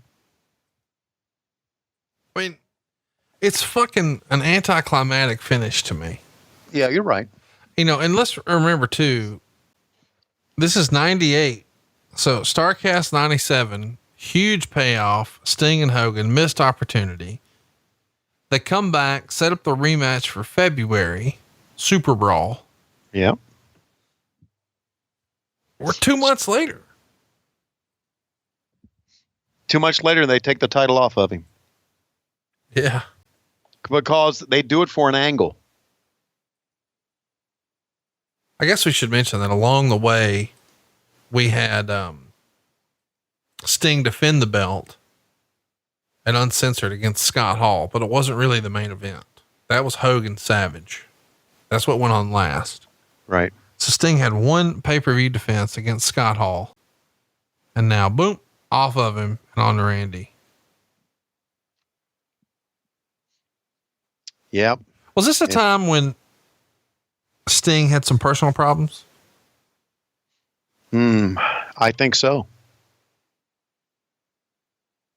Isn't that when it's well documented that he came clean to his wife, right? He had done. He came clean about interpersonal relationships or substances or both. Yeah. I was asking. I think this is about the right time. Yeah. No, but I'm saying, was it about interpersonal relationships or was it about substances? It was about interpersonal relationships is what I was told. Maybe it was about all of it. But I don't know. I had heard that he just came clean about all the bad things he had done on the road to his wife to clear his consciousness. Well, and we've got the Slamboree promo to close the show. And of course, we remember famously that's where Eric Bischoff would challenge Vince McMahon to a fight. Mm-hmm. And that's going to do it, man. I got to tell you, it's a good show. There's lots of good wrestling on it, but it just feels like a throwaway. And I wish the main event wasn't the main event. Like the main event really should have probably been, as crazy as this sounds, in that spot. I guess maybe this is what it is. Well, let's switch. Let's have Hogan have his match last, and let's put this world title match on where the shit on a pole match was. Yeah, I agree, but hell, and you couldn't put Diamond Dallas Page and Raven on last, but they had the best match of the night. Oh, for sure. And we say for sure, but at the same time, there was a great match earlier that I can't stress how much I enjoyed it. Ultimo Dragon and Chavo Guerrero Jr. Nobody's going to recommend that match to you this week, but I'm going to say, go watch it. So go out of your way. Find Spring Stampede 1998, the second match, Ultimo Dragon, Chavo Guerrero, get in your Wayback Machine. Really, really good stuff there. Hang around if you want to for Booker T and Chris Benoit. And then when that's finished, just fast forward to Raven and DDP, unless you want to laugh. And if you want to laugh, watch that Hulk Hogan shit on a pole match. Hey, shit on a pole match. That sounds like something Klondike Bill would be into. Yes, he would be into it. I just heard you yawn. So by the sound of your yawn, it feels like that's it. I do want to remind everybody, Clash of the Champions 7 coming up next week. Then the June 30th, 97 Nitro. Then the June 28th, 99 Nitro. Then Great American Bash 90. Then Great American Bash 92. Then Bash at the Beach 97. Then Great American Bash 89. And then Clash of the Champions 31. It's going to be a fun summer as we get through the rest of June and July. And we hope that after Father's Day next weekend, you'll come check out Tony and I on the road in St. Louis. And also, of course, at Jimmy's Famous Seafood in Baltimore, Maryland. Program those into your phone. Go buy your tickets right now. You can find us on Twitter at WHW Monday. We'll have those links up there. He is at Schiavone24. And I guess we should tell everybody you're verified. You're a big boy. You got the blue check mark. I got the check mark. How about that? And based on that, I feel like we should tell everybody that it's about that time. It's about that time, and now coming to the ring is Conrad Thompson. And coming to the ring is Tony Schiavone sitting in his high chair. Weeka, weeka, weeka, weeka, weeka, weeka. We're out of time. We got to go. What is Cass Hill going to be called again? Pork Boy? Super Porky. Super Pork. It's Super Pork in our main event going up against Dave Silva. A couple of Porkies there, and we're desperately out of time. We'll see you next week on What Happened When on the MLW Radio Network, as well as on Patron. Hey guys, this is Laurie, Tony's daughter. You know, one of the Schiavone jobbers. As you guys know, I just had a baby, and some people say that he sounds like his Papa Tony, but I think he sounds like Conrad planning a fan fest. Anyway, promotional considerations paid by the following. Boxofgimmicks.com with new items each week. The official store of What Happened When, Something to Wrestle With, and 83 Weeks. Log on and get your gimmicks for the wrestling fan in your life. And by patreon.com/WHW Monday. Join Dad and Conrad Thompson with bonus podcasts, behind the scenes videos, live weekly chats, and new content each week. And by LoisRules.com. Get all your t-shirts from What Happened When right now. And by What Happened When Live in St. Louis, Saturday, June 22nd at 9 o'clock at Off-Broadway. Tickets available at etix.com. And What Happened When Live in Baltimore, Sunday, June 23rd at noon at Jimmy's Famous Seafood. Tickets at jimmysfamousseafood.com. I did it. Give me my money.